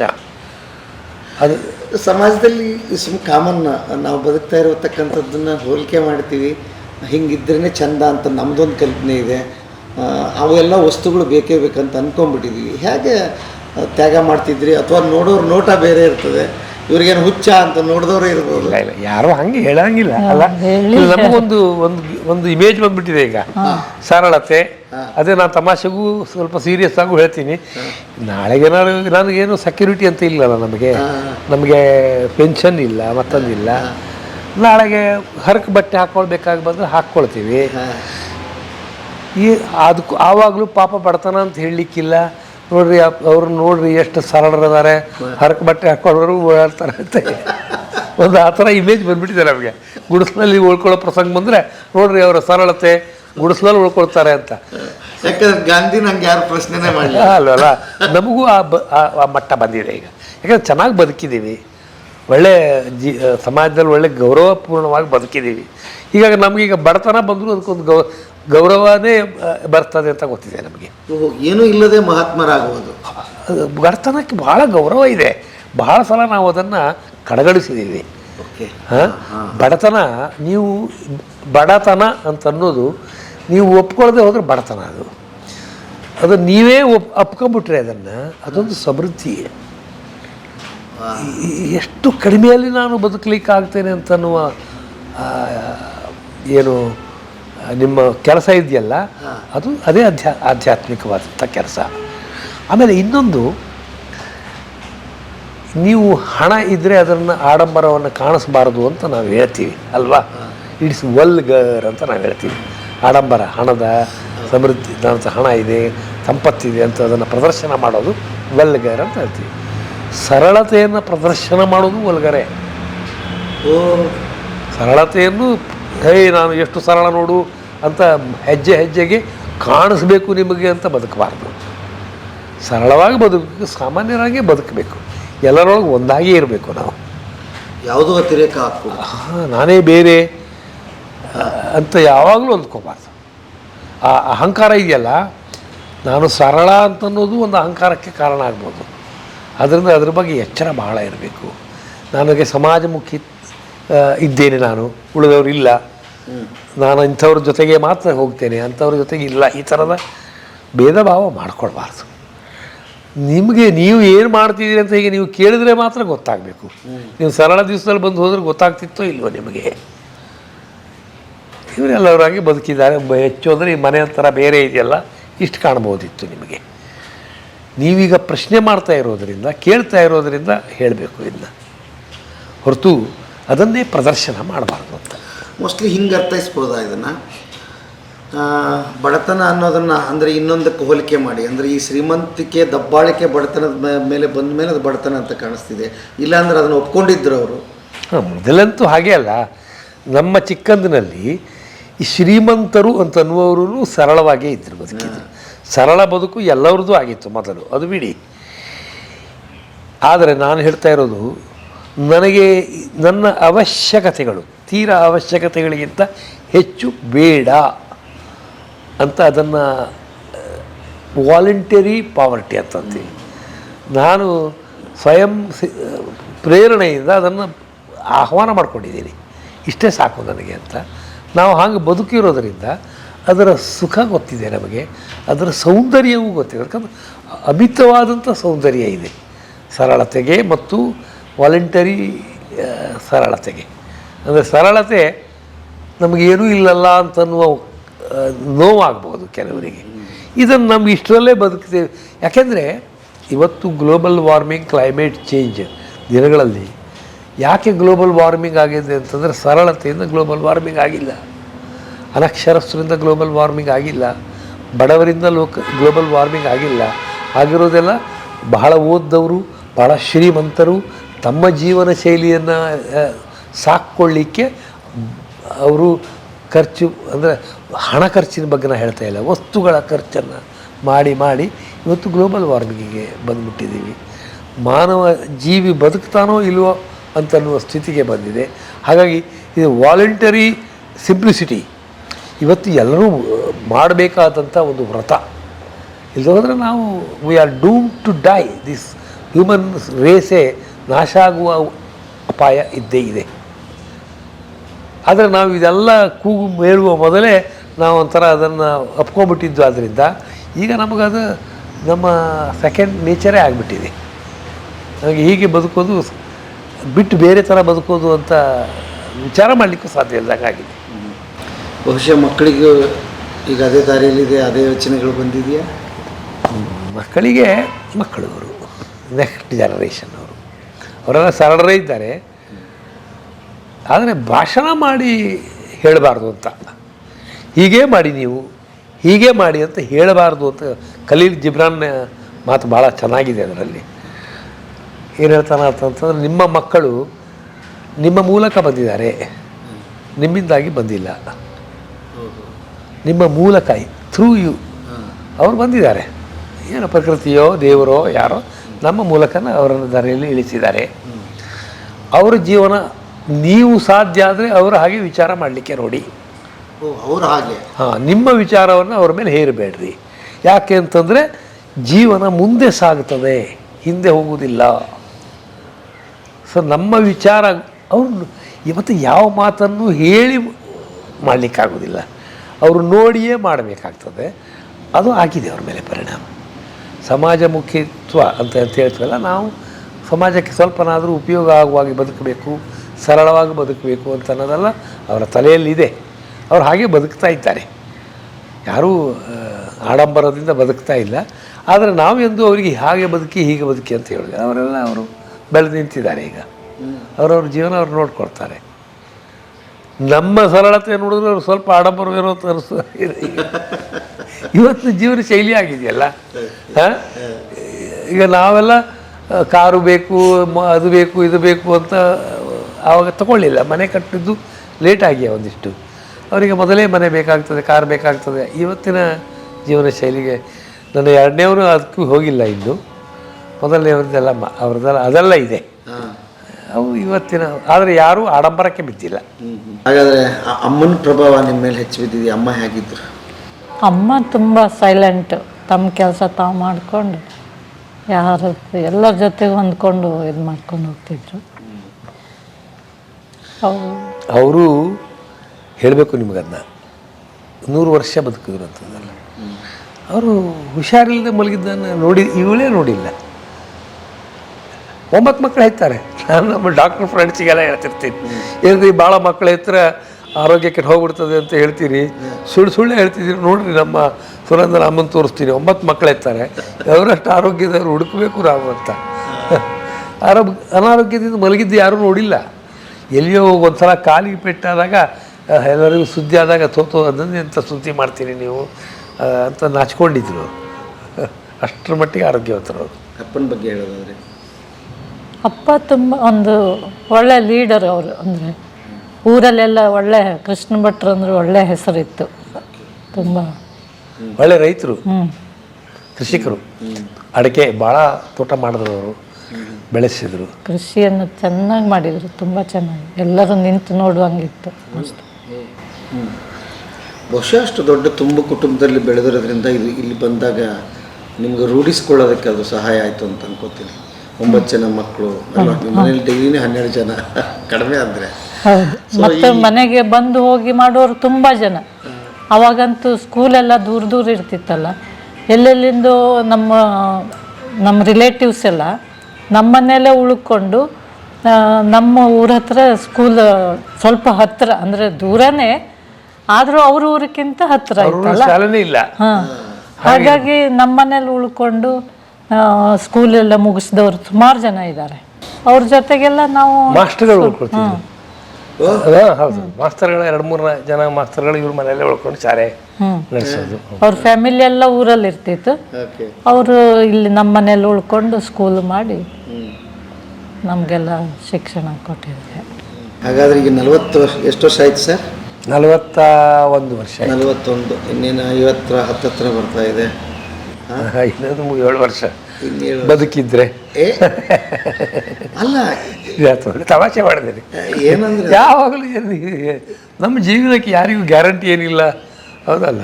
ಸೊ ಇಟ್ಸ್ ಆಲ್ ನಾವು ಅದೇ ಇವರು ಹೇಳಿದಾರಲ್ಲ, ಭಾಳ ಒಳ್ಳೆ ಮಾತು ಹೇಳಿದ್ದಾರೆ. ಯಾರು? ಜಿ ವಿ ಜಿ ಅವರು. ಬದುಕು ಹೊರೆಯೇನಲ್ಲ, ಬಿಸುಡೆನ್ನುವುದೇಕದನು, ಸಾವು ನಷ್ಟವೂ ಅಲ್ಲ, ಸಾಯೇ ಭಯವೇಕೆ. ಬದುಕಿಗೂ ಸಾವಿಗೂ ಸಮ ಸಿದ್ಧನಾದವನೇ ಕೋವಿದನು ತತ್ವದಲ್ಲಿ ಮರುಳ ಮುನಿಯ ಅಂತ. ಅದರ ಮರುಳ ಮುನಿಯನ ಕಗ್ಗದಲ್ಲಿ ಬರ್ತದೆ. ತುಂಬ ನನಗೆ ಎರಡಕ್ಕೂ ಸಿದ್ಧರಾಗಿರಬೇಕು. ಚೆನ್ನಾಗಿ ಬದುಕಬೇಕು, ಚೆನ್ನಾಗಿ ಸಾಯಬೇಕು. ಚೆನ್ನಾಗಿ ಸಾಯ್ಬೇಕು, ಚೆನ್ನಾಗಿ ಸಾಯಬೇಕು. ಇದು ಹೊಸದೇ ನನಗೆ. ಚೆನ್ನಾಗಿ ಸಾಯ್ಬೇಕು ಅಂತ. ಚೆನ್ನಾಗಿ ಬದುಕಿದವನೇ ಚೆನ್ನಾಗಿ ಸಾಯ್ತಾನಲ್ವಾ? ಚೆನ್ನಾಗಿ ಸಾಯಲಿಕ್ಕೆ ಸಿದ್ಧರಿದ್ದವನೇ ಚೆನ್ನಾಗಿ ಬದುಕ್ತಾನೆ. ಸಾಯಲಿಕ್ಕೆ ನೀವು ಸಿದ್ಧರಿಲ್ಲ ಅಂತಂದ್ರೆ ನಮ್ಮ ಬದುಕ ಏನೇನೋ ಮಾಡ್ಕೊಳ್ತೀವಿ. ಸಾವಿಗೆ ಸಿದ್ಧರಾಗ್ಬಿಟ್ರೆ, ಈ ಕ್ಷಣಕ್ಕೆ ಸಾವು ಬಂದಿರುತ್ತೆ ಸಿದ್ಧರಿದ್ದೇನೆ ಅಂತ ಅಂದ್ಕೊಂಡ್ಬಿಟ್ರೆ ಭಾಳ ತುಂಬ ಸಮಸ್ಯೆಗಳು ಪರಿಹಾರ ಆಗ್ಬಿಡ್ತವೆ. ಮತ್ತು ಎಲ್ಲಿ ಓಡ್ತಾ ಇದ್ದೀವಿ ನಾವು? ಟ್ರಾಫಿಕ್ಕಲ್ಲಿ 30 ಸೆಕೆಂಡ್ ಬದಲು 60 ಸೆಕೆಂಡ್ ಇದ್ದರೆ ಒದ್ದಾಡಿ ಹಾರ್ನ್ ಎಲ್ಲಿ ಹೋಗ್ತೀವಿ ಅಂತ ಗೊತ್ತಿಲ್ಲ ಅಂತ ಹೋಗ್ಲಿಂದ ಅಂಥ ಸ್ಪೀಡ್ ಜಗತ್ತಿನಲ್ಲಿ ಬ್ರೇಕ್ ಹಾಕೋದು ಎಲ್ಲಿ ಅಂತ ಅಲ್ವಾ? ಭಾಳ ಕಷ್ಟ ಇದೆ, ಭಾಳ ಕಷ್ಟ ಇದೆ. ನೋಡಿ, ನಮ್ಮ ಮಗ ತಮಾಷೆ ಮಾಡ್ತಾ ಇರ್ತಾರೆ, ಸ್ವಲ್ಪ ತಮಾಷೆ ಸ್ವಭಾವದವರು. ಯಾರೋ ಹಿಂಗೆ ಭಾರಿ ಗದ್ದಲ ಮಾಡಿ ಓವರ್ಟೇಕ್ ಮಾಡ್ಕೊಂಡು ಹೋಗ್ತಾರಲ್ಲ, ಅಪ್ಪ ನೋಡು ಅವ್ರಿಗೆ ಅಲ್ಲಿ ಹೋಗಿ ಬೀಡ ತಿಂತಾರೆ, ನಿಲ್ಲಿಸ್ಕೊಂಡು ಗಾಡಿ ನಿಲ್ಲಿಸ್ಕೊಂಡು, ಅಷ್ಟೇ ಅವರಿಗೆ ಅವಸರ ಇರೋದು ಅಂತ ಏನೂ ಇಲ್ಲ. ಆಮೇಲೆ ಬರ್ತಾ ಬರ್ತಾ ಗಂಡ ಹೆಂಡತಿ ಸಂಬಂಧಗಳು ಹೇಗಾಗುತ್ತೆ ಅಂತಂದರೆ ವಿಮುಖರಾಗ್ತಾರೆ. ವಯಸ್ಸಾಗ್ತಾ ಆಗ್ತಾ ಪ್ರಿಯಾರಿಟಿ ಬೇರೆ ಆಗ್ತದೆ. ಇನ್ನೇನೇನೋ ಗದ್ದಲ ತಂದ್ಕೊಂಡು ಏನೇನೋ ಮಾಡಿ ಬೇರೆ ಆಗಿಬಿಡ್ತಾರೆ. ನೀವು ಭಾಳ ಹತ್ತಿರ ಆಗ್ತಾ ಇದ್ದೀರಿ. ಹೌದು, ಸಹಜ. ಎವಲ್ಯೂಷನ್ ಅಂದ್ರೆ ಹಂಗೆ ಅಲ್ಲ ಅಲ್ವಾ? ಹೌದು, ಭಾಳ ಹತ್ತಿರ ಆಗ್ತಿದ್ರಿ. ಕಾರಣ ಏನು ಅಂತಂದ್ರೆ ಇಬ್ಬರೇ ಇದ್ದೀರಿ, ಮತ್ತೆ ಮೊದಲಿನ ಕಾಲ ನಿಮಗೆ. ಹೌದು, ಪ್ರೇಮ ಅನ್ನೋದು ನೀವು ಸರಿಯಾದ ರೀತಿಯಲ್ಲಿ ಒಯ್ದರೆ ಅದನ್ನು ವೈನ್ ಇದ್ದಂಗೆ. ಉದಾಹರಣೆ ಅದೇನೇ ಕೊಡಬೇಕು. ಅದಕ್ಕೆ ಅಂದರೆ ಓಲ್ಡ್ ವೈನ್ ಹಳೇದಾದಷ್ಟು ಅದು ಒಳ್ಳೆಯದು ಅಂತಂತಾರೆ. ನಿಮ್ಗೆ ಗೊತ್ತಿರಬೇಕಲ್ಲ, ದಶಕಗಳ ಕಾಲದ ಹಳೆಯ ವೈನ್ ಅಂತಂದರೆ ಅದಕ್ಕೆ ತುಂಬ, ನಾನು ಫ್ರಾನ್ಸಲ್ಲೆಲ್ಲ ಓದೋನಾದ್ರಿಂದ ಇದೇ ಉದಾಹರಣೆ. ವೈನ್ ಹೆಂಗೆ ಓಲ್ಡ್ ಆದಷ್ಟು ಅದಕ್ಕೆ ಸೊಗಸು, ಟೇಸ್ಟು ಎಲ್ಲ ಜಾಸ್ತಿ ಅಂತ ಹೇಳ್ತಾರೋ, ಪ್ರೇಮಕ್ಕೂ ಹಾಗೆ. ನಿಜವಾದ ಸರಿಯಾದ ಪ್ರೇಮ ನಮ್ಮನ್ನು ಬಹಳ, ಈಗ ಎಲ್ಲರೂ ಹೇಳ್ತಾರಲ್ಲ, ಹೊಸದಾಗಿ ಮದುವೆ ಆಗಿದ್ದಾರೆ, ಸಂತೋಷದಿಂದ ಎಷ್ಟು ಖುಷಿ ಇರ್ತಾರೆ ಅವರು, ನಮ್ಮಂಗಲ್ಲ ಅಂತ ಹೇಳ್ತಾರಲ್ಲ. ಅಯ್ಯೋ ಪಾಪ ಅಂತೀವಿ ನಾವು. ಈಗ ಈ ನಮ್ಮ ಪ್ರೇಮಕ್ಕಿರುವ ರುಚಿ, ಅದಕ್ಕಿರುವ ಸೊಗಸು, ಅದು ಹೊಸದಾಗಿ ಮದುವೆ ಆದವರಿಗೆ ಇರೋದಿಲ್ಲ. ಸಹಜವಾಗಿ ಹೊಂದಿಕೆ ಆಗಬೇಕು, ಏನೇನೋ ಸ್ವಭಾವಗಳನ್ನು ಅರ್ಥ ಮಾಡ್ಕೋಬೇಕು, ಆ ಕಡೆ ಈ ಕಡೆ ಜಗ್ಗಾಟ ಇರ್ತದೆ. ಈಗ ಅದು ಯಾವುದೂ ಇಲ್ಲ, ಎಲ್ಲವೂ ಹೊಂದ್ಕೊಂಡ್ಬಿಟ್ಟಿದೆ. ದಿವ್ಯ ಅದು. ಹಾಂ, ನಿಮ್ಮ ಈ ಎಲ್ಲ ಬೆಳವಣಿಗೆಯನ್ನು ನೋಡಿ, ಅಳಿಯನ್ನು ನೋಡಿ ಏನನ್ನೋರು ಅಮ್ಮ? ಏನು ಹೇಳ್ತಿರ್ಲಿಲ್ಲ, ಅವ್ರು ಮಾತಾಡ್ತಿರ್ಲಿಲ್ಲ. ಅವ್ರು ಭಾಳ ಮಾತು ಕಡಿಮೆ, ತುಂಬ ಕಡಿಮೆ. ಅವರು ಖುಷಿ ಇತ್ತು. ಬರಲಿಲ್ಲ, ಭಾಳ ದಿವಸ ಆದರೆ ಯಾಕೆ ಬರಲೇ ಇಲ್ಲ ನೀವು, ಬಂದು ಹೋಗಿ ಅಂತ ಹೇಳ್ತಿದ್ರು. ಅಷ್ಟು ಬಿಟ್ಟರೆ ಭಾಳ ಮಾತಿಲ್ಲ. ನಿಮ್ಮ ಎಲ್ಲ ಕಂಡುಕೊಂಡ ಪ್ರೀತಿಯನ್ನು, ಹಿಡಿದಿಟ್ಟ ಎಲ್ಲ ಇದನ್ನು ನೀವು ಇಲ್ಲಿ ಬಂದವ್ರ ಮೇಲೆ ಹಾಕ್ತೀರಿ ಅನಿಸುತ್ತೆ. ಅದಕ್ಕೆ ಅಷ್ಟು ಪ್ರೀತಿ ಅವ್ರಿಗೆ ಸಿಗ್ತಾ ಇದೆ. ನಮ್ಮಮ್ಮ ಇದ್ರಿ, ನನ್ನಮ್ಮ ಇಲ್ಲೇ ಇದ್ದರು. 9 ವರ್ಷ ನಮ್ಮ ಜೊತೆಗಿದ್ದರು. ನಮ್ಮ ತಂದೆಯವರು ವೇದಾಧ್ಯಾಯಿ, ಅವ್ರಿಗೂ ಘನಪಾಠಿಗಳು, ವೈದಿಕರು. ಅವರ ಕೊನೆಯ ದಿನ 3 ತಿಂಗಳು ನಮ್ಮ ಧಾರವಾಡದ ನಮ್ಮ ಮನೆ, ನಾವು ಬಾಡಿಗೆ ಮನೆಯಲ್ಲಿದ್ವಿ. ಅಲ್ಲಿ ಅವರನ್ನು ತಂದಿಟ್ಕೊಂಡ್ವಿ ನಾವು. ಆಸ್ಪತ್ರೆಯವರು ಇನ್ನೂ ಆಗೋದಿಲ್ಲ, ನೀವು ಕರ್ಕೊಂಡು ಹೋಗಿ ಅಂತಂದಮೇಲೆ ಊರಿದ್ದ. ಆವಾಗ ಸುನಂದ ಅವರನ್ನು ನೋಡಿಕೊಂಡ ರೀತಿ ಹೇಗೆ ಅಂತಂದರೆ, ನಮ್ಮ ಅಪ್ಪನೇ ಕೇಳಿದ್ರು, ನೀನು ಯಾಕೆ ನನ್ನ ಮಗಳಾಗಿ ಹುಟ್ಟಲಿಲ್ವೇ ಅಂತ. ಅಂದರೆ ಅಷ್ಟು ಚೆನ್ನಾಗಿ, ಅಂದರೆ ಎಲ್ಲವನ್ನೂ ಮಾಡಿಸಿದ್ದಾಳೆ. ಇದನ್ನು ಯಾವ ಮಡಿ ಮೈಲಿಗೆ ಇಲ್ಲ, ಎಲ್ಲವನ್ನೂ ಮಾಡಿಸಿದ್ದಾಳೆ. ನಮ್ಮಮ್ಮ 9 ವರ್ಷ ನಮ್ಮ ಜೊತೆಯಲ್ಲಿದ್ದವಳು ಯಾವಾಗಲೂ ಸುನಂದನಿಗೆ ಹೇಳುವ ಒಂದು ಡೈಲಾಗ್ ಯಾವಾಗಲೂ ಇತ್ತು. ಅವರು ಯಾವುದಾದ್ರು ಒಂದು ಮಾತು ಹೇಳಿದ್ರೆ ಅದು ಭಾಳ ಸಲ ರಿಪೀಟ್ ಮಾಡ್ತಿದ್ರು. ಅಂಥದ್ದು ಹೇಳೋದು ಬಂದರೆ ಅದೇ ಶಬ್ದ, ಅದೇ ಹಾಗೆ, ಅದೇ ಟೋನು ಹೀಗೆ ಹೇಳ್ತಿದ್ರು ಅವರು. ನೀನು ನನ್ನನ್ನು ಚೆನ್ನಾಗಿ ನೋಡ್ಕೊಳ್ಳಿಲ್ಲ ಅಂತ ನಾನೇನಾದರೂ ಹೇಳಿದ್ರೆ ನನ್ನ ಬಾಯಲ್ಲಿ ಹುಳ ಬಿದ್ದು ಹೋಗ್ತದೆ ಅಂತ ಹೇಳ್ತೀನಿ. ಅಂದರೆ ಅಷ್ಟು ಅಪ್ರಿಷಿಯೇಷನ್. ಹಾಂ, ಇವೆಲ್ಲ ನಮ್ಗೆ ಫಿಕ್ಸ್ಡ್ ಡೆಪಾಸಿಟ್ ಇದೆ, ಎಫ್ ಡಿ ಇದು. ಈ ಅವ್ರದ್ದೆಲ್ಲ ಆಶೀರ್ವಾದ ಇದೆ ಅಂತ ಎಫ್ ಡಿ ನೋಡ್ಕೊಂಡಿದ್ದೆಲ್ಲ. ಎಂತ ಅತ್ತೆ ಸಸಿ ಅಮ್ಮ. ಹೌದು. ಇದಕ್ಕೆ ಬಹಳ ದೊಡ್ಡ ಮಾದರಿ. ನೀವು ಯಾರು ಇದ್ದಾರೆ ನಿಮ್ಮನ್ನು ತೋರಿಸೋ. 9 ವರ್ಷದಲ್ಲಿ ಒಂದು ಇಷ್ಟು ಸಣ್ಣದಾದರೂ ಅಸಮಾಧಾನ ನಮ್ಮಮ್ಮ ತೋರಿಸಿದ್ದೇ ಇಲ್ಲ. ಅವರು ತೀರಾ ಟ್ರೆಡಿಷನಲ್ ವೈದಿಕ. ಅವರು ಮನೆ, ತವ್ರ ಮನೆಯೂ ವೈದಿಕ ಕುಟುಂಬ, ನಮ್ಮ ಮನೆಯೂ ವೈದಿಕ ಕುಟುಂಬ. ನಾವು ಅವರಿಗೆ ಪುರೋಹಿತರು. ಆದರೆ ಇಲ್ಲಿ ಬಂದ ಮೇಲೆ ಅವರು ಯಾವ ಮಡಿ ಮೈಲಿಗೆಯನ್ನು ನಾವು ಮಾಡ್ತಿರ್ಲಿಲ್ಲಲ್ಲ, ಜಾತಿ ಪಾತಿ ಏನಿರಲಿಲ್ಲ, ಎಲ್ಲವನ್ನು ಭಾಳ ಟೋಟಲಿ ಅಕ್ಸೆಪ್ಟ್ ಮಾಡಿಕೊಂಡು ಸುನಂದ ಹೇಳಿದ್ರು ಅಂದ್ರೆ ಮುಗೀತು, ಅದ್ರ ಪ್ರಕಾರ ಮಾಡಿಕೊಂಡು. ಯೂಶ್ವಲಿ ಅಮ್ಮಂದಿರಿಗೆ ಹೆಣ್ಮಕ್ಳಂದ್ರೆ ಸ್ವಲ್ಪ ಜಾಸ್ತಿ ಅಲ್ಲ, ಆದರೆ ಇವ್ರಿಗೆ ಹಾಗಿಲ್ಲ. ನಾನು ಅಂದ್ರೆ ಮುಗಿದೋಯ್ತು, ನೀ ಹೇಳಿದ್ಮೇಲೆ ಮುಗೀತು. ಅವ್ರ ಹೆಣ್ಮಕ್ಳು ಏನು ಹೇಳಿದ್ರು ಕೇಳ್ತಿರ್ಲಿಲ್ಲ. ಸೊಸೆ ಹೇಳಿದ್ದಾರೆ, ನಾ ಹೇಳಿದ್ರೆ ಆಯ್ತು, ನೀ ಹೇಳಿದ್ಮೇಲೆ ಮುಗೀತು ಅಂತ ಹೇಳ್ತಿದ್ರು. ಅಷ್ಟು ಈಗಂತೂ ಕಾಲ ಹೇಗೆ ಬಂದಿದೆ ಅಂದರೆ, ಮನೆಯಲ್ಲಿ ಅತ್ತೆ ಇದ್ದರೆ ಕೊಡೋದೇ ಇಲ್ಲ ಮನೆಗೆ ಹೆಣ್ಣು ಅನ್ನೋ ಕೂಡ ಮಾತಾಡ್ತಿದ್ದಾರೆ. ಏನು ಹೇಳೋಣ ಅಂತವ್ರಿಗೆಲ್ಲ ಏನು ಹೇಳ್ತೀರಿ? 2 ಜನ ತಪ್ಪಿರ್ತಲ್ಲ. ಹೌದು, 2 ಜನ ಸೊಸೆ ಅತ್ತೆ 2 ಜನ ಹೊಂದ್ಕೊಂಡು ಹೋಗಬೇಕು. ನಮ್ಗೆ ಆಶ್ಚರ್ಯ ಆಗ್ತದೆ, ನಮ್ಮ ಅಮ್ಮ ಎಷ್ಟೊತ್ತು ಹೊಂದ್ಕೊಂಡು ಹೋಗಿರ್ಬೋದು ಅಂತ ನಮಗೆ ಗೊತ್ತಾಗೋದಿಲ್ಲ. ಅವರು ಎಂದು ಹಾಗೆಲ್ಲ ಹೇಳಿಲ್ಲ, ನಾ ಇಂದೆಲ್ಲ ಹೊಂದ್ಕೊಂಡೆ, ನೀವು ಮಾಡೋದಿಲ್ಲ ಹಾಗೆ ಹಂಗೆ ನೀವು ಹೇಳಬೇಕು. ನಾವೊಂದು ನಾಯಿ ಮರಿ ತಂದ್ವಿ, ಅವ್ರ ಊರಿಗೆ ಹೋಗಿದ್ರು ಅವಾಗ. ಆ ನಾಯಿ ಮರಿ ಇಲ್ಲೆಲ್ಲ ಓಡಾಡ್ಕೊಂಡಿರ್ತಿತ್ತು. ಇಲ್ಲಿ ಪೇಟೆಯಲ್ಲೆಲ್ಲ ಹಾಗೆ ಅಲ್ಲ, ನಮ್ಮ ದೇವರು ಕೋಣೆ ಅಂತ ಒಂದು ಮಾಡಿದ್ದೀವಿ. ಅಲ್ಲಿ ದೇವರು ಗಣಪತಿ, ನಮ್ಮ ಮನೆಯಲ್ಲಿ ಅವರು ಗಣಪತಿ ಅಂತ. ಅವ್ರು ವಾಪಸ್ ಬಂದಿದ್ದರು, ಇಲ್ಲಿ ಅಲ್ಲಿ ಕೂತ್ಕೊಂಡಿದ್ರು. ಆ ನಾಯಿ ಮರಿ ಅಲ್ಲಿ ಒಳಗೆಲ್ಲ ಹೋಗ್ತಿತ್ತು, ಅಲ್ಲಿ ದೇವ್ರ ಕೋಣೆಗೆ.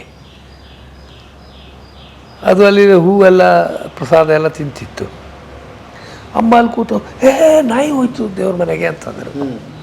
ಸಹಜ ಅಲ್ಲ, ಒಬ್ಬ ಸಾಂಪ್ರದಾಯಿಕ ಕುಟುಂಬದ ಬಂದವರಿಗೆ ದೇವ್ರ ಕೋಣೆಗೆ ನಾಯಿ ಹೋದರೆ ಏನಾಗ್ಬೋದು ಅಂದರು. ನಾನು ಅಮ್ಮ ಹಂಗಲ್ಲ, ಅದು ನೋಡು ಗಣಪತಿ ನಮಗೆಲ್ಲ ಭಾಳ ನಮ್ಮ ದೋಸ್ತಿದ್ದಂಗೆ ಗಣಪತಿ ಅಂದರೆ, ಹೌದಲ್ವಾ?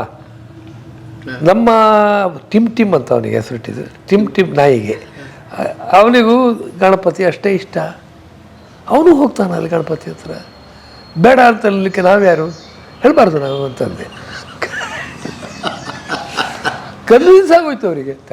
ಮತ್ತೆ ಕಡೆಗೆ 1 ದಿವಸನೂ ಹೇಳಲೇ ಇಲ್ಲ.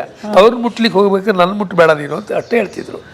ದೇವ್ರು ಮುಟ್ಟಿದ್ರೆ ಏನು ಆಕ್ಷೇಪ ಇರಲಿಲ್ಲ ಅವ್ರದ್ದು. ದೇವ್ರನ್ನ ನಾಯಿನ ಒಂದು ಮಾಡಿದ್ದು ನೀವೇ ಅಲ್ಲ. ಇದು ನೋಡ್ರಿ, ಇದಕ್ಕೆ ಒಬ್ಬ ಎಷ್ಟು ಸುಲಭ ಅಂತ ಒಂದು you have to use the proper language. ಅದಕ್ಕಷ್ಟೇ ಆ ಭಾಷೆ ಹೇಳಿಬಿಟ್ರೆ ಅವ್ರಿಗೆ ಕನ್ವಿನ್ಸ್ ಆಗೋಯ್ತು.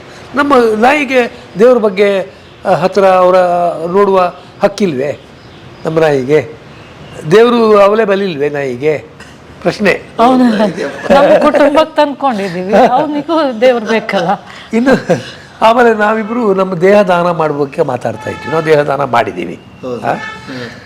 ಅವರಿದ್ದಾಗನೇ ಮಾತಾಡ್ತಾ ಇದ್ವಿ ನಾವು, ದೇಹ ದಾನ ಮಾಡೋಣ ಅಂತ. ಅಲ್ಲಿ ಕೂತ್ಕೊಳ್ತಿದ್ರು ಅವರು, ಅಲ್ಲೊಂದು ಸ್ಟೂಲ್ ಹಾಕೊಂಡು ಅದೇ ಜಾಗ.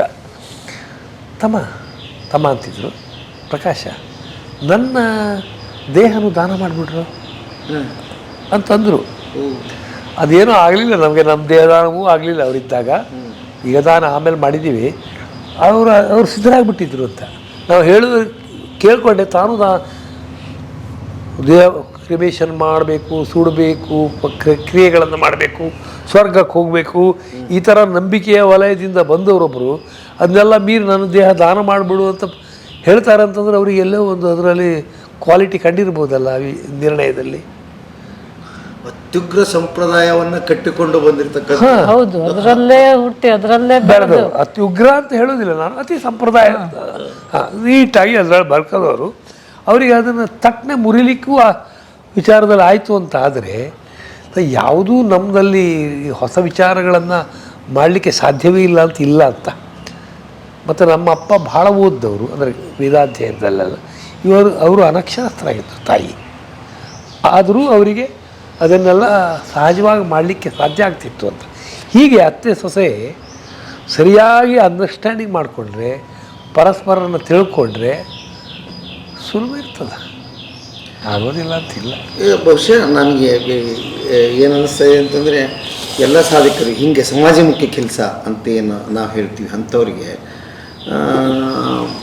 ಭಾಳ ದೊಡ್ಡ ಪ್ರಾಬ್ಲಮ್ ಅಂತ ಹೇಳ್ತೀವೋ ಅಥವಾ ಕಷ್ಟ ಅಂತ ಗೊತ್ತಿಲ್ಲ. ಅದಕ್ಕೆ ಮನೆಯವ್ರ ಕಡೆಯಿಂದನೇ ಬರ್ತದೆ ಅಥವಾ ಅಲ್ವಾ?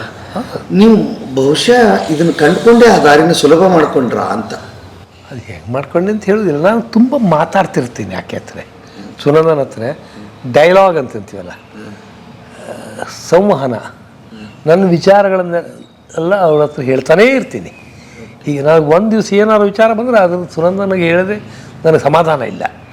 ಅಂದರೆ ಹೊಸ ಹೊಸ ವಿಚಾರಗಳು ಬರ್ತಾ ಇರ್ತವೆ. ಉದಾಹರಣೆಗೆ, ನಾನು ಒಬ್ಬ ಗಂಡಸು, ನಾನು ಸಮಾಜದಲ್ಲಿ ಆ ಹಳೆಯ ಪದ್ಧತಿಯಲ್ಲಿ ಬೆಳೆದವ.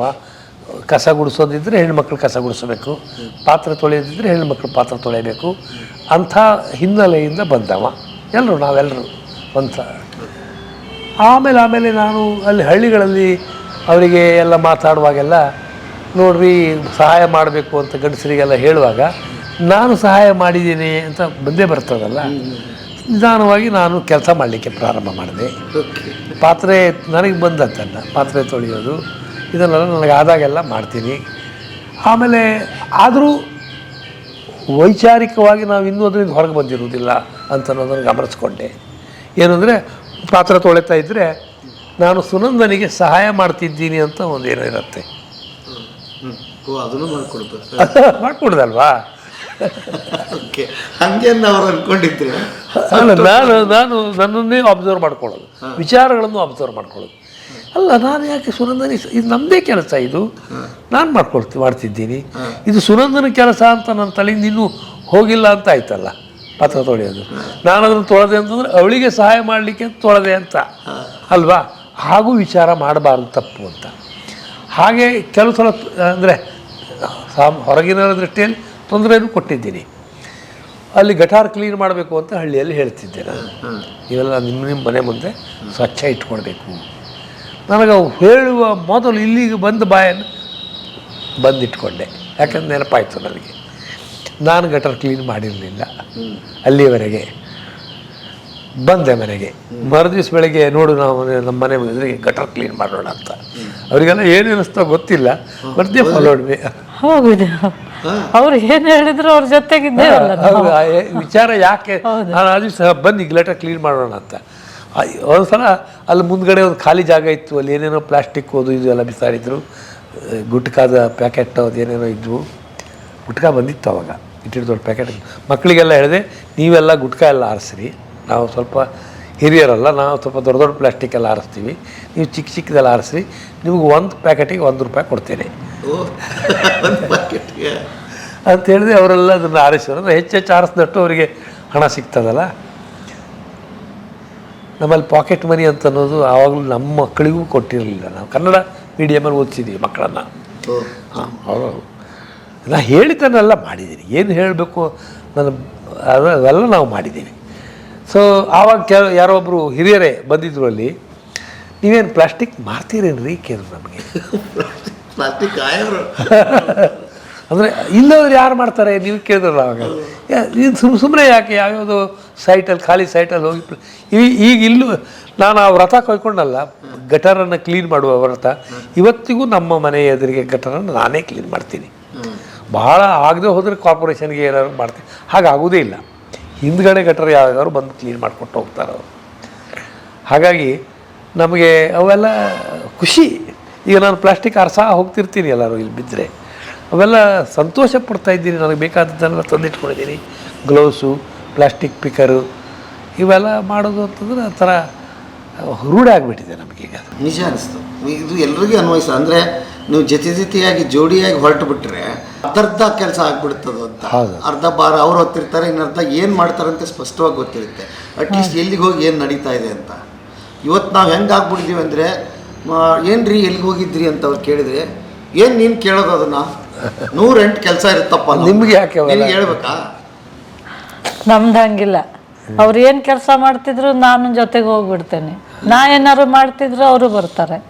ಈಸಿ ಕೆಲಸ. ಹಾಂ, ಮತ್ತು ಅವ್ರು ನಾವು ಏನು ಮಾಡ್ತಿದ್ದೇವೆ ಅಂತ ನಮಗೆ ಗೊತ್ತಾಗಬೇಕಲ್ಲ. ಈಗ ನೋಡ್ರಿ, ಮೊನ್ನೆ ಸಿಂಧನೂರು ಹತ್ರ ಬೆಂಗಾಲಿ ಕ್ಯಾಂಪ್ ಅಂತ ಇದೆ. ಅವ್ರು 17 ಜನ ಬಂದು ಇಲ್ಲಿ ಉಳ್ಕೊಂಡ್ರು. ಅವ್ರಿಗೊಂದು ಸಣ್ಣ ದೀಕ್ಷೆ ಕೊಟ್ಟಿದ್ದೀನಿ ನಾನು ಒಬ್ಬ ದೀಕ್ಷಾ ಕೊಡುವಂಥವ್ರೇ ಆಗ್ಬಿಟ್ಟಿದ್ದೀನಿ. ಭಾಳ ಹಳ್ಳಿಯಲ್ಲಿದ್ದಾಗಿದ್ದ. ನೋಡಿ, ಕಂಕಣ ಇದೆ ಹಾಂ, ಕಂಕಣ. ಹಾಂ, ಕಂಕಣ ಕಟ್ಟಿದ್ದೀವಿ. ಅವರು ನಮ್ಗೆ ಕಟ್ಟಿದ್ರು. ಇದಕ್ಕೆ ನಾವು ಅವ್ರಿಗೆ ಕಟ್ಟಿದ್ವಿ. ಏನಂತಂದರೆ, ದೇವರು ನಿಮ್ಮ ಇಷ್ಟ ದೈವ. ಸಾಮಾನ್ಯವಾಗಿ ಜನರು ಬಿಲೀವರ್ಸ್ ಇರ್ತಾರೆ. ನಾವೇನು ದೇವಸ್ಥಾನಕ್ಕೆ ಎಂದು ಹೋಗೋದಿಲ್ಲ, ಅದು ಗೊತ್ತಿರಲಿ ನಿಮಗೆ. ನಾವು ಎಷ್ಟು ಬೇಕೋ ಅಷ್ಟೇ. ಅವ್ರಿಗೆ ದೇವ್ರ ಮುಂದೆ ಒಂದು ಪ್ರತಿಜ್ಞೆ ಮಾಡಿಸಿದೆ.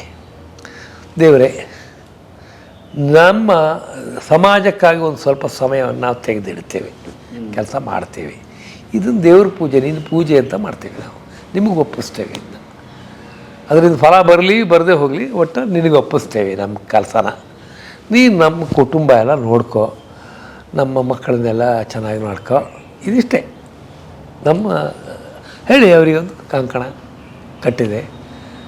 ಪಟ ನಮಸ್ಕಾರ ಕಾಯ್ಲಿಕ್ಕೆ ದೇವ್ರನ್ನ ಬಿಟ್ಬಿಟ್ಟಿದ್ರಿ ಅವ್ರನ್ನ. ಹೌದು, ನಿನಗೆ ಒಪ್ಪಿಸ್ತೀವಿ ಕಾರ್ಯ ಆದರೆ ನಾವು ಮಾಡ್ತೀವಿ ಇದನ್ನು. ಸಮಾಜ ಕಾರ್ಯವೇ ನಿನ್ನ ಪೂಜೆ ನಮಗೆ ಅಂತ. ಅವರು ಈಗ ಹೋಗಿದ್ದಾರೆ.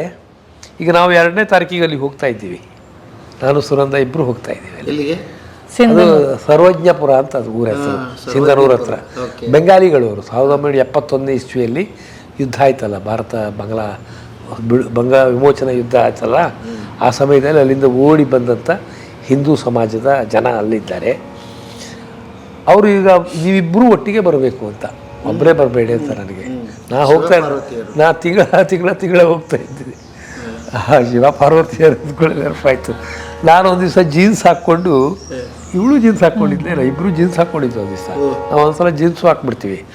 ಎಲ್ಲಿಯೋ ಅಲ್ಲಿ ಹೋಗ್ತಾ ಇದ್ವಿ. ನಮ್ಮ ಎದುರಿಗೆ ಇಲ್ಲಿ ಒಬ್ಬರು ಹಿರಿಯರು, ಅವರು ಇಲ್ಲ, ಈಗ ತೀರೋಗಿದ್ದಾರೆ.